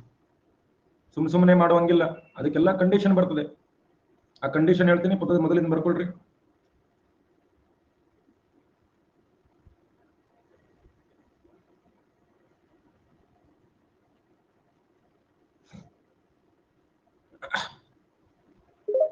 ಎಸ್ ಹೇಳಿ.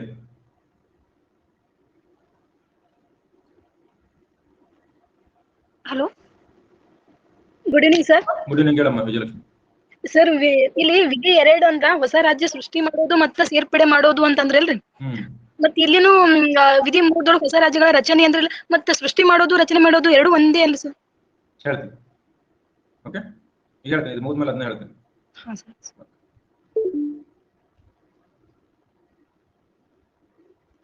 ಮುಗಿತಾ ಇದು? ಇದಕ್ಕೆ ಏನೇನು ಷರತ್ತುಗಳಿವೆ? ಇದನ್ನ ಮಾಡ್ಬೇಕಾದ್ರೆ ಷರತ್ತುಗಳಿದೆ. ರೈಟ್. ಏನು ಇದರ ಮಸೂದೆ ಏನಿದೆ, ಇದರ ಮಸೂದೆಯನ್ನ ರಾಷ್ಟ್ರಪತಿಗಳ ಪೂರ್ವಾನುಮತಿಯೊಂದಿಗೆ ಸ್ಲೈಡ್ ಬ್ಯಾಕ್ ಸರ್, ಬರ್ಕೊಳ್ರಿ, ಬೇಗ ಬರ್ಕೊಳ್ರಿ.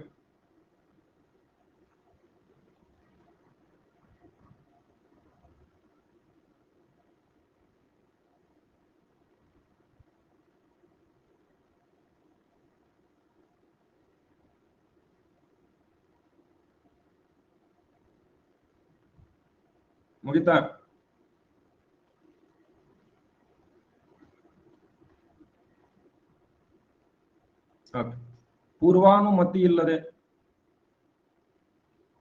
ಪೂರ್ವಾನುಮತಿಯಲ್ಲಿ ಇಲ್ಲದೆ ಸಂಸತ್ತಿನ ಸದನದಲ್ಲಿ ಮಂಡಿಸುವಂತಿಲ್ಲ.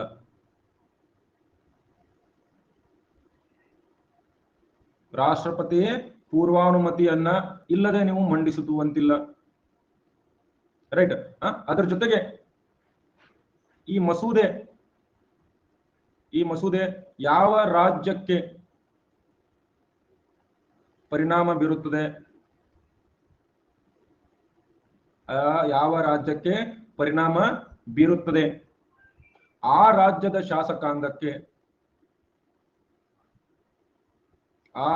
ಶಾಸಕಾಂಗದ ಪರಿಗಣನೆಗೆ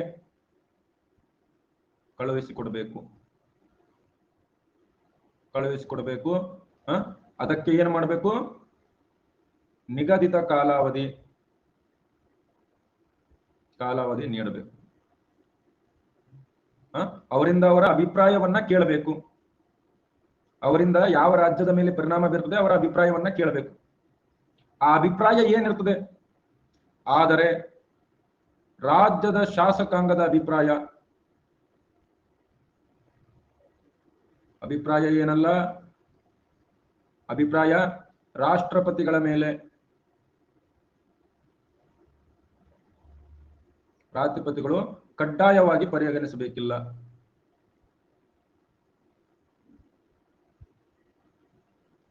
ಎಷ್ಟು ದಿನ ಅನ್ನೋದನ್ನ ರಾಷ್ಟ್ರಪತಿಯವರೇ ಫಿಕ್ಸ್ ಮಾಡ್ತಾರ. ರೈಟ್. ಎಷ್ಟು ದಿನ ಅನ್ನೋದನ್ನ ರಾಷ್ಟ್ರಪತಿಗಳೇ ಸ್ಪೆಸಿಫೈ ಮಾಡ್ತಾರ. ನಾನ್ ಯಾರದನ್ನ ಹೇಳವ? ರಾಷ್ಟ್ರಪತಿಗಳು ಕಳಿಸಿಕೊಡ್ತಾರ, ಅವರು ತಮ್ಮ ಅಭಿಪ್ರಾಯವನ್ನ ವ್ಯಕ್ತಪಡಿಸಬೇಕು.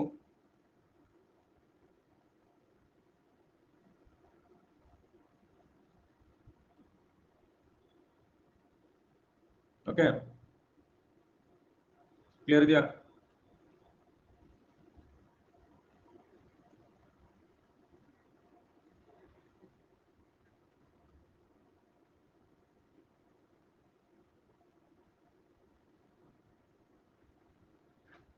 ಅರ್ಥ ಆಯ್ತಾ? ಸೊ ಈಗ ವಿಧಿ 2 ಮತ್ತು 3ರ ನಡುವೆ ಡಿಫರೆನ್ಸ್ ಹೇಳ್ತೀನಿ. ವಿಧಿ 2 ಮತ್ತು 3ರ ನಡುವೆ ಡಿಫರೆನ್ಸ್ ಹೇಳ್ತೀನಿ.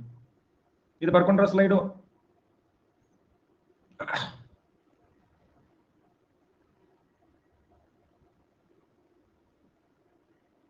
ಎಲ್ಲ ಹೇಳ್ತೀನಿ ಮರ್ಜಿನ. ನೆಕ್ಸ್ಟ್ ಒಂದು ಸ್ಲೈಡ್ ಎಲ್ಲ ನಿಮ್ಗೆ ಹೇಳ್ತೀನಿ, ಆವಾಗ ನಿಮ್ಗೆ ಕ್ಲಿಯರ್ ಬರುತ್ತೆ. ಹೇಳ್ತೀನಿ, ಎಲ್ಲ ಎಕ್ಸಾಂಪಲ್ ಹೇಳ್ತೀನಿ. ಶರಣ ಹೇಳ್ತೀನಿ, ಮೊದಲು ಇದು ಬರ್ಕೊಡ್ರಿ ಫಸ್ಟ್. ಮುಗಿತಾ? ಯಾರ್ಯಾರು ಮುಗಿದಿದೆ? ಎಲ್ಲರೂ ಏನಂತ ಬರೀತೀರಿ? SR01 ಅಂತ ಬರೀರಿ, ನಿಮಗೆ ಗೊತ್ತಾಗುತ್ತೆ ಆಮೇಲೆ.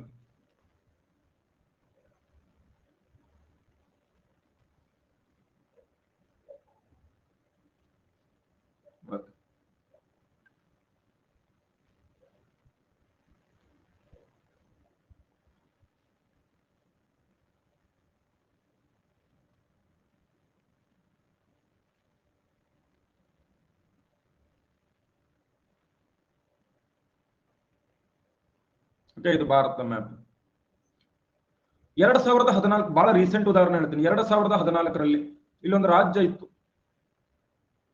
ರೈಟ್, ಇಲ್ಲೊಂದು ರಾಜ್ಯ ಇತ್ತು, ಏನಂತೇಳಿ? ಆಂಧ್ರ ಪ್ರದೇಶ. ಈ ಆಂಧ್ರ ಪ್ರದೇಶ ರಾಜ್ಯ ರಚನೆ ಮಾಡಬೇಕಾಗಿತ್ತು. ಆಂಧ್ರ ಪ್ರದೇಶ ರಾಜ್ಯವನ್ನ ವಿಭಜನೆ ಮಾಡಬೇಕಾಗಿತ್ತು. ಇದರ ವಿಭಜನೆ ಮಾಡಬೇಕಾಗಿತ್ತು. ಸಂಸತ್ತು ವಿಭಜನೆ ಮಾಡಬೇಕು ಅಂತ ಯೋಚನೆ ಮಾಡ್ತು. ಸೊ ಇಂತಹ ಸಂದರ್ಭದಲ್ಲಿ ಏನು ಮಾಡಬೇಕು? ಫಸ್ಟ್ ವಿಧಿ 3ರಲ್ಲಿ ಇದನ್ನು ಮಾಡಬಹುದು. ಹೌದಾ? ಅವಾಗ ಏನ್ ಮಾಡ್ತು? ರಾಷ್ಟ್ರಪತಿ ರಾಷ್ಟ್ರಪತಿ ಏನ್ ಮಾಡ್ತಾರೆ, ಆಂಧ್ರ ಪ್ರದೇಶ ವಿಧಾನಸಭೆ ಅಭಿಪ್ರಾಯ ಕೇಳ್ತಾರೆ.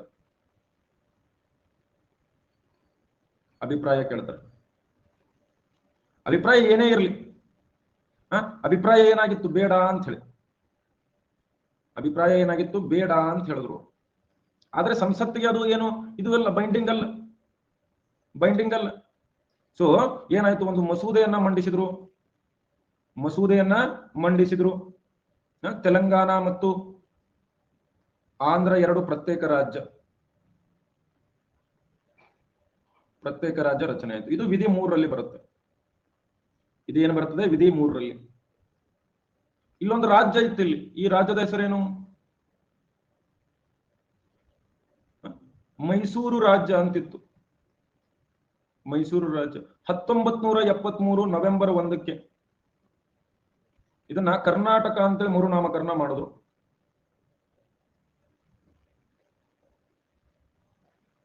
ಇದು ಯಾವ ವಿಧಿಯಲ್ಲಿ ಬರುತ್ತೆ, ವಿಧಿ 3. ಸೊ ಯಾವ್ಯಾವ ರಾಜ್ಯಗಳು ಭಾರತದಲ್ಲಿ ಆಲ್ರೆಡಿ ಇದಾವೆ, ಇವೆಲ್ಲ ವಿಧಿ 3. ಈ ಏನು ರಾಜ್ಯ ಇದೆ, ಇಲ್ಲಿ ಏನಿದೆ ರಾಜ್ಯ, ಇದು ಮೊದಲೇನಿತ್ತು, ಭಾರತದ ಭಾಗವಾಗಿರ್ಲಿಲ್ಲ. ಸಿಕ್ಕಿಮು ಭಾರತದ ಭಾಗವಾಗಿರ್ಲಿಲ್ಲ.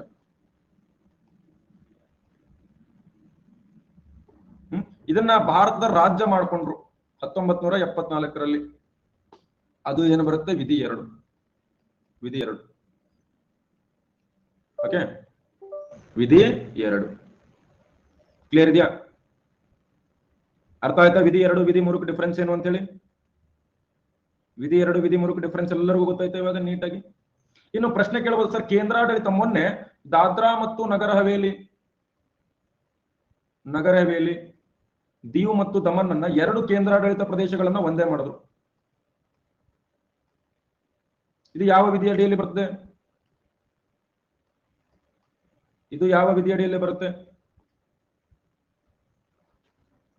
ಇದು ಯಾವುದರಲ್ಲೂ ಬರಲ್ಲ. ಯಾಕಂದ್ರೆ ಕೇಂದ್ರಾಡಳಿತ ಪ್ರದೇಶಗಳನ್ನ ಬದಲಾಯಿಸುವಾಗ ನೀವು ಸಂಸತ್ತಿನ ಅನುಮೋದನೆ ಕೇಳಬೇಕಾಗಿಲ್ಲ. ನೀವಿಲ್ಲಿ ಕೇವಲ ರಾಜ್ಯಗಳದಿದು, ಅದನ್ನ ಕೇವಲ ಎಕ್ಸಿಕ್ಯೂಟಿವ್ ಆರ್ಡರ್ ಅಂತ ಕರೀತಾರೆ. ಕಾರ್ಯಾಂಗ ನಿರ್ಧಾರದಿಂದ ಮಾಡಬಹುದು. ಇದನ್ನ ಒಂದು ಕಾರ್ಯಾಂಗ ನಿರ್ಧಾರದಿಂದ, ಎಕ್ಸಿಕ್ಯೂಟಿವ್ ಆರ್ಡರ್ ಇಂದ ಮಾಡಬಹುದು. ಕೇವಲ ರಾಜ್ಯಗಳನ್ನ ಮಾಡಬೇಕಾದ್ರೆ ಮಾತ್ರ ಇದು ಬರ್ತದೆ. ರಾಜ್ಯಗಳನ್ನ ಮಾಡಬೇಕು ಅಂದಾಗ ಮಾತ್ರ ಬರ್ತದೆ. ರೈಟ್, ಈಗ ಆಪ್ಷನ್ ಕೊಡ್ತೀನಿ ನೋಡ್ರಿ. ಆಪ್ಷನ್ ಎ ವಿಧಿ 2, ಆಪ್ಷನ್ ಬಿ ವಿಧಿ 3, ಆಪ್ಷನ್ ಡಿ ಕಾರ್ಯಾಂಗ ನಿರ್ಧಾರ, ಸಿ ಅಕಾರ್ಯಾಂಗ ನಿರ್ಧಾರ, ಆಪ್ಷನ್ ಡಿ ಯಾವುದು ಅಲ್ಲ.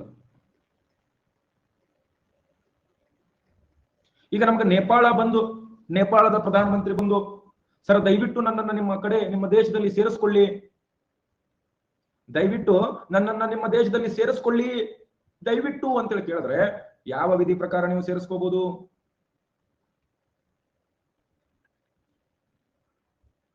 ವೆರಿ ಗುಡ್, ವಿಧಿ 2ರ ಪ್ರಕಾರ ನಾವು ಸೇರಿಸ್ಕೊಳ್ಬಹುದು.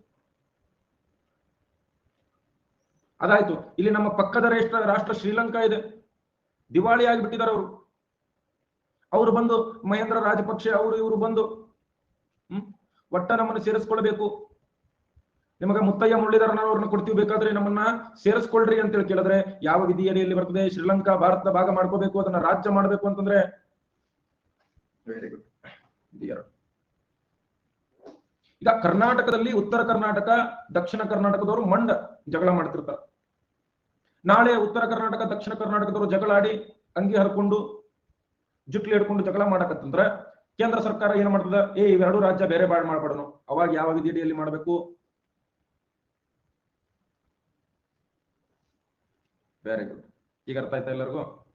ನೋಡ್ರಿ, ಅದಕ್ಕೆ ಹೇಳೋದು ನಾನು, ನನಗೆ ಟೈಮ್ ಕೊಡ್ರಿ, ನಾನು ನಿಮ್ಗೆ ಅರ್ಥ ಮಾಡಿಸ್ತೀನಿ. ಓಕೆ, ಅಂಡಮಾನ್ ನಿಕೋಬಾರ ಅಂತಿದೆ. ಅಂಡಮಾನ್ ನಿಕೋಬಾರವನ್ನ ಒಡೆದು ಅಂಡಮಾನ್ ಬೇರೆ ನಿಕೋಬಾರ್ ಬೇರೆ ಮಾಡಬೇಕು ಅಂತಂದ್ರೆ, ಅಂಡಮಾನ್ ಬೇರೆ ನಿಕೋಬಾರ್ ಬೇರೆ ಮಾಡೋರು ನಾವು ಕಾರ್ಯಾಂಗ ನಿರ್ಧಾರದಿಂದ. ಯಾಕಂದ್ರೆ ಅದು ಕೇಂದ್ರಾಡಳಿತ ಪ್ರದೇಶ ಅದು. ಹೌದಾ? ಅದನ್ನ ಕಾರ್ಯಾಂಗ ನಿರ್ಧಾರದಿಂದ, ಎಕ್ಸಿಕ್ಯೂಟಿವ್ ಆರ್ಡರ್ ಇಂದ ನಾವು ಅದನ್ನು ಮಾಡಬಹುದು. ಓಕೆ, ಕ್ಲಿಯರ್ ಇದೆಯಾ ಎಲ್ಲರಿಗೂ? ಹೇಳಿ ಸರ್ ಸಿಕ್ಕಿಂ ಬಗ್ಗೆ ಒಂಚೂರು ಹೇಳಿ ಸರ್. ಸಿಕ್ಕಿಂ ಯಾವಾಗ ಇದಾಯ್ತು? ಹೇಳ್ತೀನಿ ಎಲ್ಲ ಎಕ್ಸಾಂಪಲ್ ಫುಲ್ ಡೀಟೇಲ್ ಕೊಡ್ತೀನಿ. ಇದು ನಿಮ್ಗೆ ಅರ್ಥ ಆಯ್ತಾ ಏನು ಅಂತ ಹೇಳಿ? ಅರ್ಥ ಆಯ್ತು ಸರ್, ಅರ್ಥ ಆಯ್ತು. ಡನ್. Thank you sir. ಅಲ್ಲ ಮಾತ್ರ ರಾಜ್ಯ ಇತ್ತದು, ರಾಜ್ಯವನ್ನ ಒಡಿಬೇಕಾದ್ರೆ ಇಟ್ ವಿಲ್ ಟೇಕ್ ಆಕ್ಟ್. ಕೇಂದ್ರಾಡಳಿತ ಪ್ರದೇಶ ಮಾಡಬೇಕಾದ್ರೆ ಎಕ್ಸಿಕ್ಯೂಟಿವ್ ಆರ್ಡರ್. ಓಕೆ, ಅರ್ಥ ಆಯ್ತಾ ಎಲ್ಲರಿಗೂ?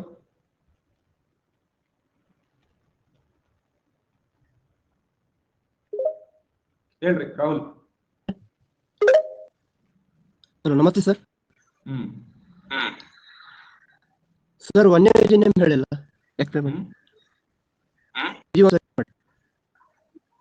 ಏನಾಯ್ತು? ವಿಧಿ ಒಂದು ಸರ್, ಇನ್ನೊಮ್ಮೆ ಹೇಳಿ ಸರ್.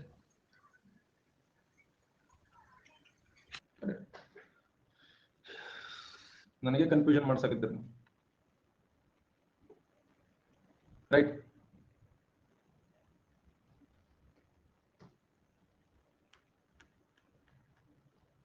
ತಡ್ರಿ ಒಂದು ನಿಮಿಷ. ಇಲ್ಲಿ ಕೇಂದ್ರಾಡಳಿತ ಪ್ರದೇಶದ ಸ್ವಲ್ಪ ಕನ್ಫ್ಯೂಷನ್ ಕ್ರಿಯೇಟ್ ಆಗಿದೆ.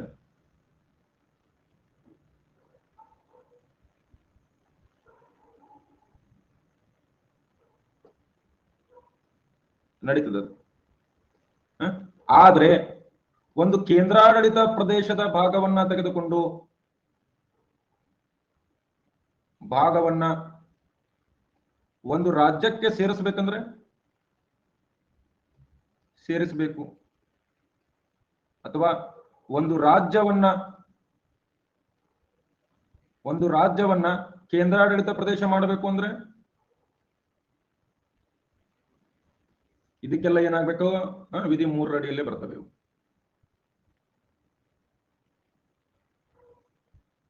ಓಕೆ, ಇವೆಲ್ಲ ಏನು ವಿಧಿ 3 ಅಡಿಯಲ್ಲಿ ಬರುತ್ತೆ.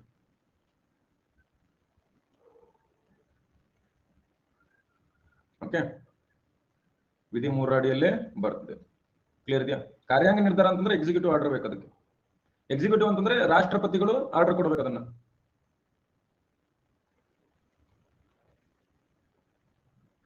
ನನಗೆ ಕನ್ಫ್ಯೂಸ್ ಮಾಡಿದೆ.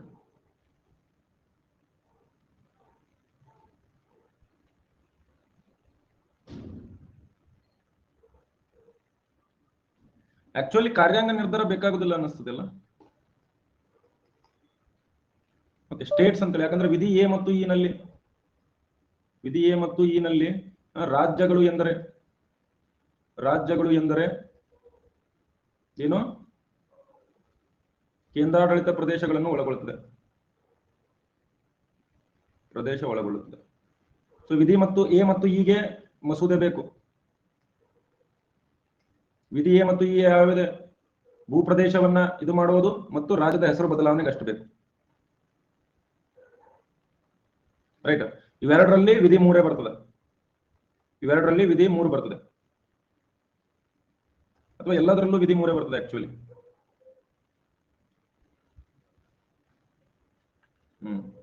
ಆಕ್ಚುಲಿ ಕೇಂದ್ರಾಡಳಿತ ಪ್ರದೇಶ ಕೂಡ ಇದರಲ್ಲೇ ಬರುತ್ತೆ, ವಿಧಿ 3ರಲ್ಲೇ. ಸೊ ಇಲ್ಲಿ ಕನ್ಫ್ಯೂಷನ್ಸ್ ಬೇಡ. ಕಾರ್ಯಾಂಗ ನಿರ್ಧಾರ ಅಲ್ಲಿದು.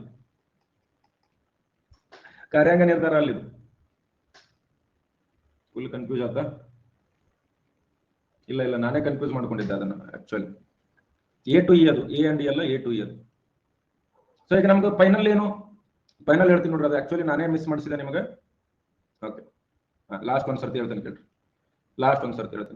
ಆಪ್ಷನ್ ಎ, ಬೇರೆ ದೇಶ ಅಥವಾ ಬೇರೆ ಭೂಪ್ರದೇಶವನ್ನ ಭಾರತಕ್ಕೆ ಸೇರಿಸಿಕೊಳ್ಳಲು ಅಥವಾ ಹೊಸ ರಾಜ್ಯವಾಗಿ ರಚನೆ ಮಾಡಲು ಯಾವುದು? ವಿಧಿ 2. ಭಾರತದ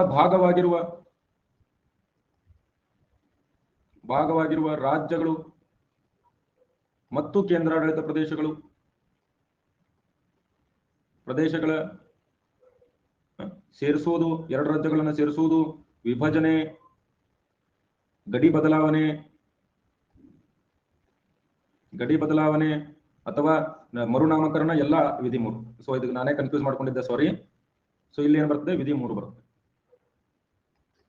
ನಾನೇ ಕನ್ಫ್ಯೂಸ್ ಮಾಡ್ಕೊಂಡಿದ್ದೆ. ಈಗ ಕ್ಲಿಯರ್ ಇದೆಯಾ? ವಿಧಿ ಆಟ ಬಹಳ ಇದು ಆಯ್ತು.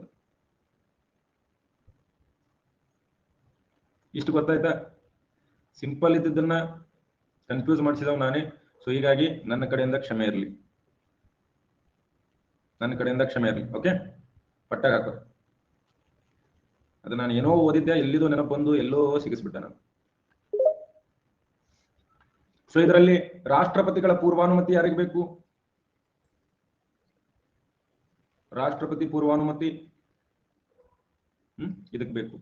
ನಮಸ್ತೆ. ನಮಸ್ತೆ, ಹೇಳಿ. ಆಮೇಲೆ ರಾಜ್ಯ ಶಾಸಕಾಂಗದ ಅಭಿಪ್ರಾಯ ಎಲ್ಲಿ ಕೇಳಬೇಕು? ಅಭಿಪ್ರಾಯ ಎಲ್ಲಿ ಕೇಳಬೇಕಾಗುತ್ತೆ? ಇಲ್ಲಿ. ಓಕೆ, ಇವಾಗ ಕ್ಲಿಯರ್ ಇದೆ ಎಲ್ಲರಿಗೂ? ಹೇಳಿ ಸರ್. ಈಗ ಕಲ್ಯಾಣ ಕರ್ನಾಟಕ ಮತ್ತು ಕಲ್ಯಾಣ ಕರ್ನಾಟಕ ಹೊರತು ಈಗ ರಾಜ್ಯ ಮಾಡ್ಬೇಕಂದ್ರೆ ಅದು ಮೂರನೇ ವಿಧಿ ಇರುತ್ತೆ. ಮೂರನೇ ವಿಧಿಯಲ್ಲಿ ಈ ಕಲ್ಯಾಣ ಕರ್ನಾಟಕ ರಾಜ್ಯಗಳನ್ನ ಒಂದ್ ಸಪರೇಟ್ ರಾಜ್ಯ ಮಾಡ್ಬೇಕಾದ್ರೆ ಮೂರನೇ ವಿಧಿಯಲ್ಲಿ ಬರುತ್ತೆ ಸರ್. ಮೂರನೇ ವಿಧಿನೇ ಬೇಕು. ಸರಿ ಸರ್, ಆಯ್ತು ಸರ್.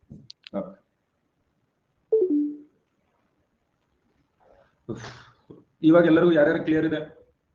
ಬಹಳ ಇದು ನಾನು ಕನ್ಫ್ಯೂಸ್ ಮಾಡಿಸಿದೆ. I am really sorry to everyone. ಎಲ್ಲರಿಗೂ ಸಾರಿ. ಯಾರ್ಯಾರಿಗೆ ಅರ್ಥ ಆಗಿದೆ ಎ ಪೋಲ್ ಹಾಕ್ರಿ. ಎಕ್ಸಿಕ್ಯೂಟಿವ್ ಆರ್ಡರ್ ಇಲ್ಲ, ಎಕ್ಸಿಕ್ಯೂಟಿವ್ ಇಲ್ಲ ಅದು ಸುಮ್ಮನೆ ನಾನೇ ಕನ್ಫ್ಯೂಸ್ ಮಾಡ್ಕೊಂಡು ಹೇಳಿದ್ದೆ. ಅದನ್ನು ನಾನೇ ಕನ್ಫ್ಯೂಸ್ ಮಾಡಿ ಹೇಳ್ಕೊಂಡಿದ್ದೆ, ಹೇಳಿದ್ದೆ. ಅದನ್ನ ಬಿಡ್ರಿ. ಹೇಳ್ರಿ ವಿಜಯಲಕ್ಷ್ಮಿ, ಡೌಟ್ ಬಾಕ್ಸ್ ಅಲ್ಲಿ ಡೌಟ್ ಕೇಳ್ರಿ. ಓಕೆ, ಇನ್ನು ವಿಧಿ 4 ಒಂದು ನೋಡ್ಬಿಡ್ರಿ. ವಿಧಿ 4 ನೋಡ್ರಿ. ವಿಧಿ 4 ಏನು? ರೈಟ್, ವಿಧಿ 4 ಏನು ಹೇಳ್ತದೆ?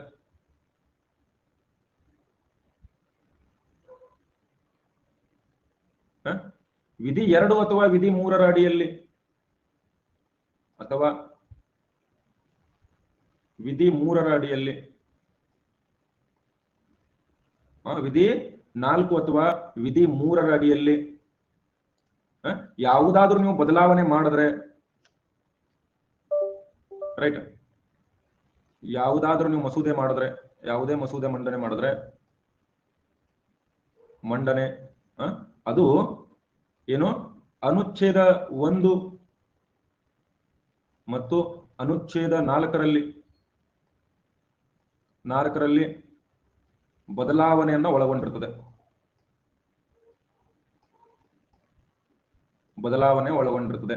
ಅಂತಂದ್ರೆ ವಿಧಿ 2 ಅಥವಾ ವಿಧಿ 3 ನೀವು ಚೇಂಜ್ ಮಾಡಿದ್ರೆ, ರೈಟ್, ಇದು ಅನುಚ್ಛೇದ 1 ಅನುಚ್ಛೇದ 4 ಕೂಡ ಬದಲಾಗ್ತದೆ. ಹೀಗಾಗಿ ಇದನ್ನ ಏನು ಮಾಡುವಂತಿಲ್ಲ, ಸಾಂವಿಧಾನಿಕ ತಿದ್ದುಪಡಿ ಅಂತೇಳಿ ಪರಿಗಣಿಸುವಂತಿಲ್ಲ. ಇದನ್ನ ಏನು ಮಾಡುವಂತಿಲ್ಲ, ಸಾಂವಿಧಾನಿಕ ತಿದ್ದುಪಡಿ ಎಂದು ಪರಿಗಣಿಸುವಂತಿಲ್ಲ. ಇಷ್ಟ.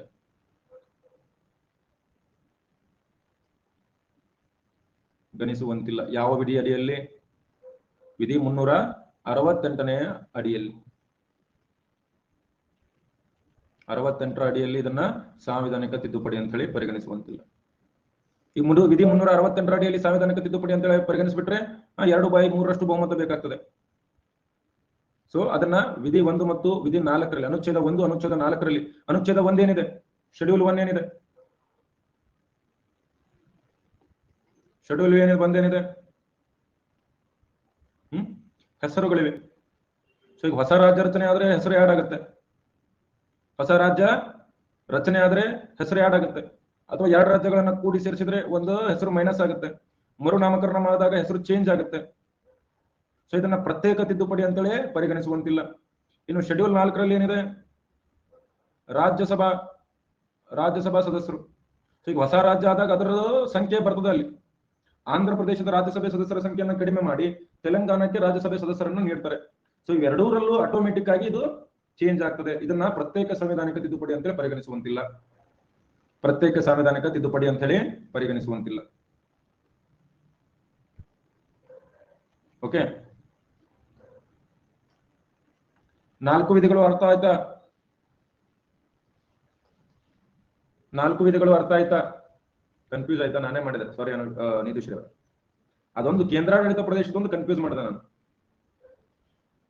ಯುಟಿ ಮರ್ಜ್ ಮಾಡಿದ್ರು 3ನೇ ವಿಧಿನೇ. ಯುಟಿ ಮರ್ಜ್ ಮಾಡಿದ್ರು 3ನೇ ವಿಧಿನೇ. ಕೆಲವೊಂದಿಷ್ಟು ಕೇಸ್ ಸ್ಟಡಿ ಕೊಡ್ತೀನಿ, ಆನ್ಸರ್ ಮಾಡ್ರಿ ಆಯ್ತಾ? ಕೇಸ್ ಸ್ಟಡಿ ಕೊಡ್ತೀನಿ, ಆನ್ಸರ್ ಮಾಡ್ರಿ. ಈ ಕೇಸ್ ಸ್ಟಡಿ ಮುಗಿಸಿ ಇವತ್ತು ಹೋಗಕತ್ತೆ, ನಾಳೆ ಕಂಟಿನ್ಯೂ ಮಾಡ್ತೀನಿ.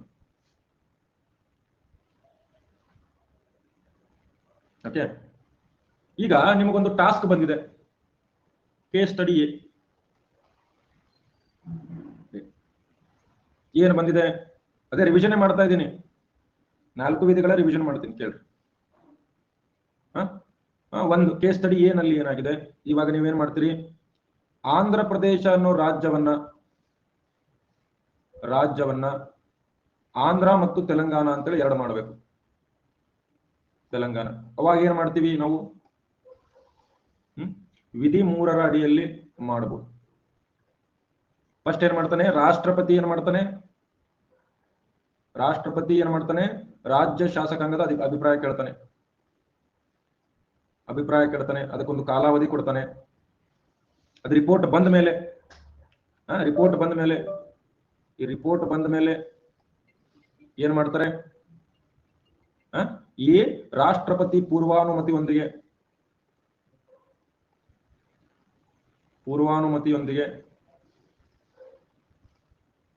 ಒಂದು ಮಸೂದೆ ಮಂಡಿಸಬೇಕು. ಇದು ಎರಡೂ ಸದನಗಳಲ್ಲಿ ಅನುಮೋದನೆ ಆಗಬೇಕು. ಇಷ್ಟು ಪ್ರೊಸೆಸ್ ಇರುತ್ತೆ. ಇನ್ನು ವಿಧಿ 3ರಲ್ಲಿ ನೀವು ಬದಲಾವಣೆ ತಂದ್ರೆ ಮತ್ತೆಲ್ಲೆಲ್ಲಿ ಚೇಂಜ್ ಆಗುತ್ತೆ ಅಂತಂದ್ರೆ ಶೆಡ್ಯೂಲ್ 1 ನಲ್ಲಿ ಚೇಂಜ್ ಆಗುತ್ತೆ. ಈಗ ಆಂಧ್ರದ ಜೊತೆಗೆ ಹೊಸ ರಾಜ್ಯದ ಹೆಸರು ಸೇರ್ಬೇಕಾಗುತ್ತೆ. ಹೆಸರು ಸೇರಿಸ್ತೀವಿ ನಾವು, ಏನಂತ, ತೆಲಂಗಾಣ. ಶೆಡ್ಯೂಲ್ 1ರಲ್ಲಿ ಇದು. ಇನ್ನು ಶೆಡ್ಯೂಲ್ 4 ಕೂಡ ಚೇಂಜ್ ಮಾಡ್ತೀವಿ ನಾವು. ಶೆಡ್ಯೂಲ್ 4ರಲ್ಲಿ ರಾಜ್ಯಸಭಾ ಸೀಟು ಮೊದಲು ಹೆಂಗಿತ್ತು, ಆಂಧ್ರಕ್ಕೇನೆ ಒಂದು 30 ಇತ್ತು ಅಂತ ತಿಳ್ಕೊರಿ, ಎಪಿಗೆ 30 ಇತ್ತು ಅಂತಂದ್ರೆ ಈಗ ಏನ್ ಮಾಡ್ತೀವಿ, ಆಂಧ್ರ ಪ್ರದೇಶಕ್ಕೆ ಒಂದು 18, ತೆಲಂಗಾಣಕ್ಕೆ ಒಂದು 12 ಅಂತ ಹಿಂಗ್ ಮಾಡ್ತೀವಿ, ಚೇಂಜ್ ಮಾಡ್ತೀವಿ. ಎಕ್ಸಾಕ್ಟ್ ಆಗಿ ಹೇಳ್ತಾ ಇಲ್ಲ, ನಾನು ಎಕ್ಸಾಂಪಲ್ ಕೊಡ್ತಾ ಇದ್ದೀವಿ. ಸೊ ಶೆಡ್ಯೂಲ್ 1, ಶೆಡ್ಯೂಲ್ 4 ಕೂಡ ಬದಲಾವಣೆ ಆಗ್ತಿದೆ. ಇದಕ್ಕೆ ಪ್ರತ್ಯೇಕ ತಿದ್ದುಪಡಿ ಬೇಕೆ? ವಿಧಿ 368ರ ಅಡಿಯಲ್ಲಿ ಪ್ರತ್ಯೇಕ ತಿದ್ದುಪಡಿ ಬೇಕೆ ಅಂತ ಕೇಳಿದ್ರೆ ಇಲ್ಲ. ಇದೇ ಬೇಕೆ ಅಂದ್ರೆ ಇಲ್ಲ. ಅರ್ಥ ಆಯ್ತಾ? ಇದೆ. ಕ್ಯಾಪಿಟಲ್ ಚೇಂಜ್ ಏನು ಬೇಕಾಗಿಲ್ಲ, ಕ್ಯಾಪಿಟಲ್ ಚೇಂಜ್ ಇಲ್ಲವೇ ಇಲ್ಲಲ್ಲ, ಅದು ರಾಜ್ಯದ ನಿರ್ಣಯ. ಸಿಂಪಲ್ ಮೆಜಾರಿಟಿ ಸಾಕು, ಸಿಂಪಲ್ ಮೆಜಾರಿಟಿ. ಈಗ ಅರ್ಥ ಆಯ್ತಾ ಕೇಸ್ ಸ್ಟಡಿ 1 ಹೆಂಗಾಯ್ತು ಅಂತೇಳಿ? ಯಾವುದೇ ರಾಜ್ಯವನ್ನ ಹಿಂಗ್ ಮಾಡ್ಬೇಕಾದ್ರೂ ಇದೆ. ಇವಾಗ ಕ್ಲಿಯರ್ ಇದೆ ಎಲ್ಲರಿಗೂ? ಫುಲ್ ಗಿಚ್ಚ ಅರ್ಥ ಆಯ್ತಾ ಈಗ? ಇನ್ನು ಕೇಸ್ ಸ್ಟಡಿ 2 ಹೇಳ್ತೀನಿ.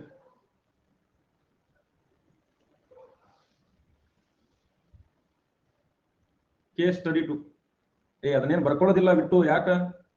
ಕೇಸ್ ಸ್ಟಡಿ 2 ಈಗ ನೇಪಾಳ ಭಾರತಕ್ಕೆ ಸೇರ್ಪಡೆ ಆಗ್ಬೇಕು ಅಂತ ಅನ್ಕೊಳ್ತಿದೆ. ಸೇರ್ಪಡೆ ಆಗ್ಬೇಕು, ಇದು ಭಾರತ ಭಾಗವಲ್ಲ, ಹೊಸದಾಗಿ ಮಾಡ್ಬೇಕು ಇದನ್ನ. ಸೊ ಇದನ್ನ ಅಲ್ಲಿ ಹೆಂಗ್ ಮಾಡ್ಬೋದು, ವಿಧಿ 2ರಲ್ಲಿ ಸೇರ್ಪಡೆ ಮಾಡ್ಕೋಬಹುದು. ಇದೇನು ರಾಷ್ಟ್ರಪತಿಗಳ ಪೂರ್ವಾನುಮತಿ ಇಲ್ಲದೆ, ಪೂರ್ವಾನುಮತಿ ಬೇಕಾಗಿಲ್ಲ, ಇದಕ್ಕೆ ಬೇಕಾಗಿಲ್ಲ. ಸಂಸತ್ತಿನಲ್ಲಿ ನಾವು ಮಸೂದೆ ಮಂಡಿಸೋದು, ಮಸೂದೆ ಮಂಡನೆ ಮಾಡಿ ಏನು, ನೇಪಾಳ ಹೊಸ ರಾಜ್ಯವಾಗಿ ಘೋಷಣೆ ಮಾಡ್ತೀವಿ, ಹೊಸ ರಾಜ್ಯ. ಇಲ್ಲೂ ಕೂಡ ವಿಧಿ 1ರಲ್ಲಿ, ವಿಧಿ ಅಂತೀವಿ ನೋಡಿ, ಶೆಡ್ಯೂಲ್ 1ರಲ್ಲಿ ಏನ್ ಮಾಡ್ತೀವಿ ನಾವು ಇದನ್ನ, ಹೊಸ ರಾಜ್ಯದ ಹೊಸ ಹೆಸರು ಸೇರ್ಪಡೆ ಆಗುತ್ತೆ, ನೇಪಾಳ ಅಂತ. ಶೆಡ್ಯೂಲ್ 4ರಲ್ಲಿ ಏನಾಗುತ್ತೆ, ನೇಪಾಳಕ್ಕೆ ರಾಜ್ಯಸಭಾ ಸೀಟುಗಳು ಕೊಡ್ತೀವಿ, ಆದ್ರೆ ನೇಪಾಳದೊಂದೇ ಚೇಂಜ್ ಆಗಲ್ಲ, ಬೇರೆ ರಾಜ್ಯಗಳದ್ದು ಚೇಂಜ್ ಆಗಿರ್ತದೆ. ರೈಟ್, ನೇಪಾಳದೊಂದೇ ಚೇಂಜ್ ಆಗಲ್ಲ, ಎಲ್ಲಾ ರಾಜ್ಯಗಳದ್ದು ಚೇಂಜ್ ಆಗುತ್ತೆ. ಇದರ್ಥ ಆಯ್ತು. ಇನ್ನು ಕೇಸ್ ಸ್ಟಡಿ 3, ಈಗ ಪಾಂಡಿಚೇರಿ ಹೆಸರನ್ನ ಪುದುಚೇರಿಯಾಗಿ ಚೇಂಜ್ ಮಾಡಬೇಕು, ಕೇಂದ್ರಾಡಳಿತ ಪ್ರದೇಶ. ಇದನ್ನ ಎಲ್ಲಿ ಕಳಿಸ್ತಾರೆ, ಇದು ಕೂಡ ಸೇಮ್ ವಿಧಿ 3 ಸೇಮ್ ಪ್ರೊಸೆಸ್ ಅಪ್ಲೈ ಮಾಡಬೇಕು. ಏನು ಎಕ್ಸಿಕ್ಯೂಟಿವ್ ಆರ್ಡರ್ ಇಲ್ಲ, ಮನ್ನಿಲ್ಲ, ಸುಮ್ಮನೆ ಹೇಳಿದೆ.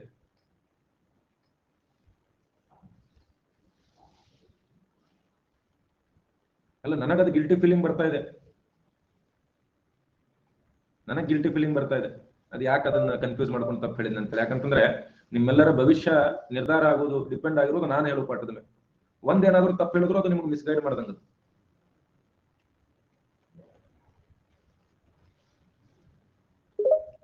ಹೇಳ್ರಿ ರುದ್ರಪ್ಪ, ಈಗ ಅರ್ಥ ಆಯ್ತಾ ಎಲ್ಲರಿಗೂ? ಭಾಗ 1 ಭಾಗ 1 ಅರ್ಥ ಆಯ್ತಾ? ಹೇಳಿ ರುದ್ರಪ್ಪ ಅವರೇ. 2ರ ಅಡಿಯಲ್ಲಿ ನ್ಯೂ ಸ್ಟೇಟ್ ಅನ್ನ ನಾವು ಸೇರಿಸ್ಕೊಳ್ಬೇಕಾದ್ರೆ ರಾಷ್ಟ್ರಪತಿಯವರ ಅನುಮತಿ ಬೇಕಾಗಿಲ್ಲ ಅಂತ ಹೇಳಿದ್ರಿ ಸರ್. ಇಲ್ಲ, ಪೂರ್ವಾನುಮತಿ ಬೇಕಾಗಿಲ್ಲ. ಅನುಮತಿ ಬೇಕು, ಪೂರ್ವಾನುಮತಿ ಬೇರೆ. ಪೂರ್ವಾನುಮತಿ ಅಂತಂದ್ರೆ ಮಸೂದೆ ಮಂಡನೆ ಆಡೋಕ್ಕಿಂತ ಮುಂಚೆನೆ ರಾಷ್ಟ್ರಪತಿ ಸಹಿ ಮಾಡಿರ್ಬೇಕು. ಅದೇ ಸರ್, ಮಸೂದೆ ಮಂಡನೆ ಆದ್ಮೇಲೆ ಒಂದು ತಿದ್ದುಪಡಿ ಆದ್ಮೇಲೆ ಅವಾಗ ಸಿಗ್ನೇಚರ್ ಬೇಕಲ್ಲ ಸರ್, ಮತ್ತೆ ವಾಪಸ್ ಮಾಡಬೇಕು. ತಿದ್ದುಪಡಿ ಆದ್ರೆ ಮತ್ತೆ ವಾಪಸ್ ಮಾಡಬೇಕು. ಓಕೆ ಸರ್, ಅದೊಂದು ಸರ್. ಮತ್ತೊಂದು, ಈಗ ದೇಶದಲ್ಲಿರ್ತಕ್ಕಂಥ ಪ್ರದೇಶವನ್ನ ಬೇರೆ ಯಾರಾದ್ರೂ ಆಕ್ರಮಿಸ್ಕೊಂಡ್ರೆ, ಪ್ಲೇಸಸ್ ಬೇರೆ ದೇಶಕ್ಕೆ ಹೋದ್ರೆ ಅಥವಾ ಕಾಂಟ್ರವರ್ಸಿ ಸೆಂಟ್ರಲ್ ಉಳ್ಕಂದ್ರೆ ಅವಾಗ ಅನ್ವಯ ಆಗುತ್ತೆ? ಅದನ್ನ ಹೇಳ್ತೀನಿ ನಾನು. ಬೇರೆ ದೇಶಕ್ಕೆ ಬಿಟ್ಟು ಕೊಡಬೇಕಾ ಅನ್ನೋದೇ ದೊಡ್ಡ ಪ್ರಶ್ನೆ ಆಗಿತ್ತು ಬೇರೆ ಬಾರಿ ಯೂನಿಯನ್ ನಲ್ಲಿ. ಆ ಬೇರೆ ಬಾರಿ ಯೂನಿಯನ್ ಪ್ರಕರಣ ನಾನು ನೀಟಾಗಿ ಹೇಳ್ತೀನಿ, ಆಯ್ತಾ? Okay sir. ಓಕೆ, ಇದು ದೊಡ್ಡ ಪ್ರಶ್ನೆ. ಇದು ರೈಟ್, ಇದು ದೊಡ್ಡ ಪ್ರಶ್ನೆ. ಏನು ದೊಡ್ಡ ಪ್ರಶ್ನೆ ಸರ್? ಬೇರೆ ಪ್ರದೇಶಗಳನ್ನ ನಮ್ಮ ರಾಜ್ಯಕ್ಕೆ ಸೇರಿಸಿಕೊಳ್ಳಬಹುದು, ಬೇರೆ ರಾಜ್ಯದ ಪ್ರದೇಶಗಳನ್ನ ನಮ್ಮ ರಾಜ್ಯಕ್ಕೆ ಸೇರಿಸಿಕೊಳ್ಳಬಹುದು. ಆದ್ರೆ ನಮ್ಮ ದೇಶದ ಪ್ರದೇಶಗಳನ್ನ,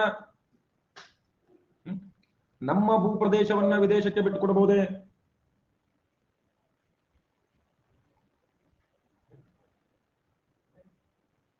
ವಿದೇಶಕ್ಕೆ ಬಿಟ್ಟುಕೊಡಬಹುದೇ?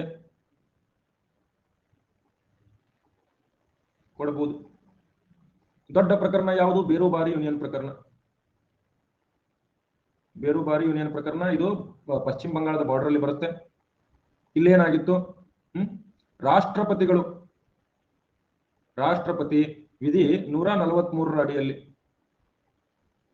ಅಡಿಯಲ್ಲಿ ಸುಪ್ರೀಂ ಕೋರ್ಟ್ಗೆ ಸಲಹೆ ಕೇಳಿದ್ರು. ಸರ್, ನಾವು ಏನು ಈ ಭಾರತ ಮತ್ತು ಪಾಕಿಸ್ತಾನ ಒಪ್ಪಂದ ಆಗಿತ್ತು 1960ರಲ್ಲಿ ಭಾರತ ಪಾಕ್ ಒಪ್ಪಂದ ಆಗಿತ್ತು. ಅದರಲ್ಲಿ ನಾವು ಬೇರುಬಾರಿ ಯೂನಿಯನ್ ಅನ್ನ ಬಿಟ್ಟುಕೊಟ್ಟಿದ್ವಿ. ಈ ಪ್ರದೇಶಗಳನ್ನ ಪಾಕಿಸ್ತಾನಕ್ಕೆ ವರ್ಗಾಯಿಸಬೇಕೇ ಅಂತೇಳಿ ಪ್ರಶ್ನೆಯನ್ನ ಯಾರು ಹೇಳಿದ್ರು? ವರ್ಗಾಯಿಸಬಹುದೇ ಅಂತೇಳಿ ಪ್ರಶ್ನೆಯನ್ನ ಯಾರು ಕೇಳ್ತಾರೆ? ರಾಷ್ಟ್ರಪತಿಗಳು ಹೇಳ್ತಾರೆ. ರೈಟ್. ಅವಾಗ ಏನ್ ಹೇಳ್ತದೆ ಸುಪ್ರೀಂ ಕೋರ್ಟ್ ಹೇಳ್ತದೆ, ವಿಧಿ 3ರ ಅಡಿಯಲ್ಲಿ ಏನು ಒಂದು ರಾಜ್ಯದ ಭೂಪ್ರದೇಶ ಕಡಿಮೆ ಮಾಡಬಹುದು,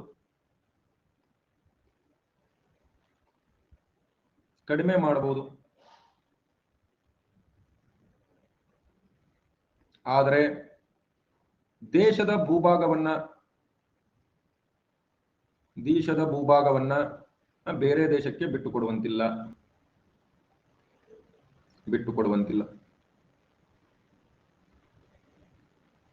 ಆದರೆ ವಿಧಿ 368ರ ಅಡಿಯಲ್ಲಿ ಸಾಂವಿಧಾನಿಕ ತಿದ್ದುಪಡಿ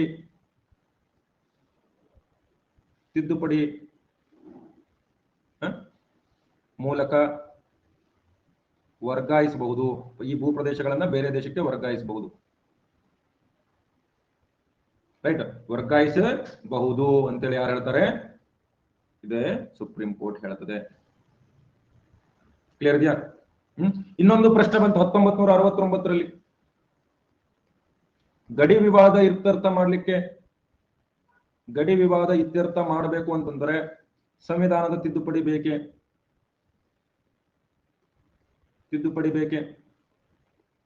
ಸುಪ್ರೀಂ ಕೋರ್ಟ್ ಏನ್ ಹೇಳ್ತು? ಬೇಕು. ರೈಟ್, ಬೇಕು ಅಂತ ಹೇಳಿ. ಯಾಕಂತಂದ್ರೆ ತನ್ನ ನಿರ್ಣಯದಿಂದ ನೀವು ಗಡಿ ವಿವಾದ ಬಗೆಹರಿಸಿದ್ರು ಕೂಡ ಇದು ಭಾರತದ ಸಾರ್ವಭೌಮತೆಗೆ ಸಂಬಂಧಪಟ್ಟ ವಿಷಯ. ಸೊ ಹೀಗಾಗಿ ಏನ್ ಮಾಡ್ಬೇಕು ನೀವು? 368ರ ಪ್ರಕಾರ ತಿದ್ದುಪಡಿ ತರಲೇಬೇಕು ಅಂತ ಹೇಳಿ. Is it clear to everyone? Yes. Rajkumar ಹೇಳಿ. ಸರ್ ಸರ್, ಮೊದಲನೇದಾಗಿ ಹೇಳ್ಬೇಕಂತಂದ್ರೆ ನಿಮ್ ಕ್ಲಾಸ್ ಬಹಳ ಸೂಪರ್ ಹೊಂಟಿದೆ ಸರ್. ಎಲ್ಲಾನು ಅರ್ಥ ಆಗ್ತಾ ಇದೆ. ಅಂಡ್ ರಾತ್ರಿ ಸಂವಿಧಾನ ಬಗ್ಗೆ ಅಂತೂ ಇಷ್ಟು ಜಲ್ದಿ ನಮ್ಗೆ ಅರ್ಥ ಆಗಂಗಿಲ್ಲ ಸರ್. ಒಂದ್ ಮಾತ್ರ ಸರ್, ಇದು ಆಂಧ್ರ ಪ್ರದೇಶ ಮತ್ತು ತೆಲಂಗಾಣ ಡಿವೈಡ್ ಆಗ್ಬೇಕಾದ್ರೆ ರಾಜ್ಯದ ಶಾಸಕಾಂಗದ ಅವಶ್ಯಕತೆ ಅದೇನು ಸರ್? ಅವ್ರದ್ದು ಅನುಮತಿ ಏನ್ ಬೇಕಾಗ್ತದೆ ಸರ್? ಕಂಪಲ್ಸರಿ ಅನುಮತಿ ಬೇಕಾಗಿಲ್ಲ, ಅಭಿಪ್ರಾಯ ಕೇಳ್ತಾರೆ. ಅಭಿಪ್ರಾಯ ಅವರು ಏನ್ ಹೇಳ್ತಾರೆ, ನಾವು ಏನ್ ಮಾಡ್ಬೇಕು, ಸಂಸತ್ತು ಒಂದು ಮಸೂದೆ ಮಂಡಿಸಬೇಕು ಅಂತ ಮಾಡಿದೆ. ಇದರಲ್ಲಿ ಆಂಧ್ರ ಪ್ರದೇಶವನ್ನ ಹೊಡೆದು ತೆಲಂಗಾಣ ಮತ್ತು ಆಂಧ್ರ 2 ರಾಜ್ಯಗಳನ್ನ ನಿರ್ಮಾಣ ಮಾಡಬೇಕು. ಇದಕ್ಕೆ ನಿಮ್ಮ ಅಭಿಪ್ರಾಯ ಏನು ಅಂತೇಳಿ ರಾಜ್ಯದ ವಿಧಾನಸಭೆಗೆ ಒಂದು ಪತ್ರವನ್ನ ಕಳಿಸ್ತಾರೆ. ವಿಧಾನಸಭೆ ಇದ್ರ ಬಗ್ಗೆ ಚರ್ಚೆ ಮಾಡ್ತದೆ. ಆದ್ರೆ ಪತ್ರದಲ್ಲಿ ಟೈಮ್ ಲಿಮಿಟ್ ಕೊಟ್ಟಿರ್ತಾರೆ. ನೀವು 30 ದಿನಗಳಲ್ಲಿ ಉತ್ತರ ಕಳಿಸ್ರಿ. 30 ದಿನಗಳಲ್ಲಿ ನೀವು ಬೇಡ ಅಂತ ಹೇಳಿ ಉತ್ತರ ಕಳಿಸಬಹುದು, ಬೇಕು ಅಂತಾನು ಉತ್ತರ ಕಳಿಸಬಹುದು. ಇಲ್ಲ ನೀವು ಉತ್ತರ ಕಳಿಸ್ಲಿಲ್ಲ ಅಂತಂದ್ರು ನೀವು ಏನೇ ಮಾಡ್ಲಿ, ರಾಷ್ಟ್ರಪತಿ ಮತ್ತು ಸಂಸತ್ತು ಮುಂದುವರಿಬಹುದು. ಬೇಕು ಅಂದ್ರೂ ಮುಂದುವರಿಬಹುದು, ಬೇಡ ಅಂದ್ರೂ ಮುಂದುವರಿಬಹುದು. ಇನ್ನು 30 ದಿವಸದಲ್ಲಿ ಉತ್ತರ ಕಳಿಸ್ಲಿಲ್ಲ ಅಂದ್ರೂ ಮುಂದುವರಿಬಹುದು. 3 ವಾಕ್ಯ ಇರ್ತದೆ. ಫೈನಲ್ ಒಪಿನಿಯನ್ ಏನಿರ್ತದೆ ಸರ್? ಲಾಸ್ಟ್ ಸಂಸತ್ ತನಗೆ ಇಚ್ಛೆ ಆದಂತೆ ಕೆಲಸ ಮಾಡ್ತದೆ ಸರ್. ಏನ್ ರಾಜ್ಯದ ಒಕ್ಕೂಟ ವ್ಯವಸ್ಥೆಯ ವಿರುದ್ಧ ಇದು. ಒಕ್ಕೂಟ ವ್ಯವಸ್ಥೆ ರಾಜ್ಯಗಳ ಅಧಿಕಾರವನ್ನ ಮೊಟಕುಗೊಳಿಸ್ತದೆ ಇದು. ಓಕೆ, ಇದನ್ನೆಲ್ಲ ನಾವು ಕೇಂದ್ರ ರಾಜ್ಯ ಸಂಬಂಧಗಳಲ್ಲಿ ಇನ್ನೂ ವಿಸ್ತೃತವಾಗಿ ಚರ್ಚೆ ಮಾಡಬಹುದು. Sir thank you sir, thank you so much. ನಿಮ್ ಕ್ಲಾಸ್ ಬಹಳ ಸೂಪರ್ ಇದೆ ಸರ್. ರಾತ್ರಿ ಅಂತೂ ನಮ್ಗೆ ಸಂವಿಧಾನ ಗೊತ್ತಾಗಲ್ಲ, ಆದಷ್ಟು ಮಟ್ಟಿಗೆ ಅಂತೂ ಅರ್ಥ ಆಗ್ತಾ ಇದೆ ಸರ್. ಹಿಸ್ಟ್ರಿ ಆಗ್ಲಿ ಅಥವಾ ಪಾಲಿಟಿಕ್ಸ್ ಆಗ್ಲಿ, ಇಂಡಿಯನ್ ಕಾನ್ಸ್ಟಿಟ್ಯೂಷನ್ ಆಗ್ಲಿ ಅರ್ಥ ಸೂಪರ್ ಆಗ್ತಾ ಇದೆ ಸರ್. ಥ್ಯಾಂಕ್ ಯು ಸರ್, ನಿಮ್ class. Thank you so much. ಇಂಥ ವಿದ್ಯಾರ್ಥಿ ಏನು ಇವತ್ತು ನಾನು ತಪ್ಪು ಮಾಡಿದೀನಿ, ನನಗೆ ಗಿಲ್ಟಿ ಫೀಲಿಂಗ್ ಬರ್ತಾ ಇದೆ, ಆದ್ರೂ ನೀವು ನನಗೆ ಸಪೋರ್ಟ್ ಮಾಡ್ತಾ ಇದ್ರಿ. ಇಲ್ಲ ಸರ್, ಮಿಸ್ಟೇಕ್ ಆಗುತ್ತೆ ಎಲ್ಲರಿಂದ ಅಂತ. Thank you so much. ಹೇಳ್ರಿ ವಿಠಲ್. ನಮಸ್ತೆ, ಹೇಳಿ ಸರ್. ಇವಾಗ ಸರ್ ಆಂಧ್ರ ಪ್ರದೇಶ ಡಿವೈಡ್ ಮಾಡಿ ತೆಲಂಗಾಣ ಆಂಧ್ರ ಮಾಡಿದ್ರೆ ಸರ್ ಇವಾಗ. ಸೊ ಇವಾಗ ಮತ್ತೆ ಈಗ ನೆಕ್ಸ್ಟ್ ಆಂಧ್ರನ ಮತ್ತೆ ಹೊಡಿಬೇಕಾದ್ರೆ ಸೆಂಟ್ರಲ್ ಗೌರ್ಮೆಂಟ್ ಅವ್ರದ್ದು ಅಭಿಪ್ರಾಯ ಕೇಳಬೇಕು. ಮತ್ತೆ ಹೊಡಿಬೇಕಂದ್ರೆ ಮತ್ತೆ ಕೇಳಬೇಕು. ಅದು ಇಲ್ಲ ಅಂತ ಸರ್, ಅಂದ್ರೆ ಇದನ್ನ ಕೇಳಿದ್ರೆ ಅಂದ್ರೆ ತೆಲಂಗಾಣ ಕೇಳಬಹುದು. ತೆಲಂಗಾಣ ಹೊಡಿಬೇಕಾದ್ರೆ ತೆಲಂಗಾಣ ಕೇಳಬಹುದು. ಆಂಧ್ರ ಪ್ರದೇಶ ಮತ್ತೆ ಆಂಧ್ರ ಹೊಡಿಬೇಕಾದ್ರೆ ಆಂಧ್ರ ಕೇಳಬೇಕು. ಆಂಧ್ರ ಹೊಡಿಬೇಕಾದ್ರೆ ಕೇಳೋಂಗಿಲ್ಲ ಒಂದು ಇದನ್ನ ಅದಕ್ಕೆ. ನೆಕ್ಸ್ಟ್ ಆಂಧ್ರ ಹೊಡಿಬೇಕಾದ್ರೆ ಆಂಧ್ರದ ಪರ್ಮಿಷನ್ ಕೇಳಬೇಕು. ಅಂದ್ರೆ ಪ್ರತಿ ಸಲ ಹೊಡಿಬೇಕು, ಕೇಳಲೇಬೇಕು. ಮತ್ತೆ ವಿಧಿ 3 ಮತ್ತೆ ಫಸ್ಟ್ ಇಂದ ಶುರು ಆಗುತ್ತೆ. ಕೇಳಲೇಬೇಕು compulsory. Okay sir, okay sir. Thank you. ಮತ್ತೆ ಸರ್ ಈಗ ನೆಕ್ಸ್ಟ್ ಕಾಶ್ಮೀರನ್ ಸರ್, ಕಾಶ್ಮೀರನ ನೆಕ್ಸ್ಟ್ ನಾವು ರಾಜ್ಯ ಮಾಡ್ಬೇಕಾದ್ರೆ ಆರ್ಟಿಕಲ್ 3 ಇದನ್ನ ಅಪ್ಲೈ ಆಗುತ್ತೆ ಸರ್ ಅಲ್ಲಿ. ಮಾಡ್ಲೇಬೇಕು. ವಿಧಿ 3 ಪ್ರಕಾರನೇ ಕಾಶ್ಮೀರ ರಾಜ್ಯ ಆಗಬೇಕು. Okay sir. Thank you sir. ಇಲ್ಲಿ ನೋಡ್ರಿ, ಅದಕ್ಕೆ ನೋಡ್ರಿ ನಮ್ಮಲ್ಲಿ ರಾಜ್ಯಗಳ ನಕ್ಷೆಯನ್ನ ಸಂಸತ್ತು ಮನಸ್ಸಿಗೆ ಬಂದಂತೆ ಬದಲಾಯಿಸಬಹುದು. ಆಕ್ಚುಲಿ ಬದಲಾಯಿಸಬಹುದು. ಸೊ ಹೀಗಾಗಿ ರಾಜ್ಯಗಳಿಗೆ ಯಾವುದೇ ಸ್ವತಂತ್ರ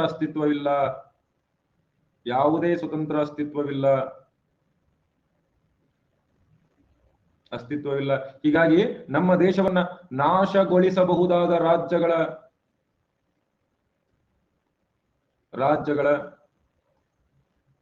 ನಾಶಗೊಳಿಸಲಾರದ ಒಕ್ಕೂಟ ನಮ್ಮ ದೇಶವನ್ನ ಹೊಡಿಲಿಕ್ಕೆ ಸಾಧ್ಯ ಇಲ್ಲ, ಅದರ ರಾಜ್ಯಗಳನ್ನ ಹೊಡಿಬಹುದು. Indestructible union with destructible states ಅಂತ ಕರೀತೀವಿ.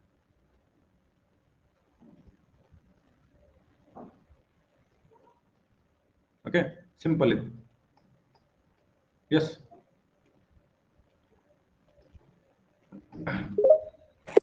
Hello sir. ಆಕ್ಚುಲಿ ನನಗೆ ಇನ್ನೊಂದು ಪರ್ಮಿಷನ್ ತಗೋಬೇಕಾ? ಬೇಡ ಅಂದ್ರೂ ಕೊಡ್ತಾರ? ಬೇಡ ಅಂದ್ರೂ ಕೊಡ್ಬೋದು. ಹೇಳಿ ಸರ್. ಒಂದ್ ಡೌಟ್.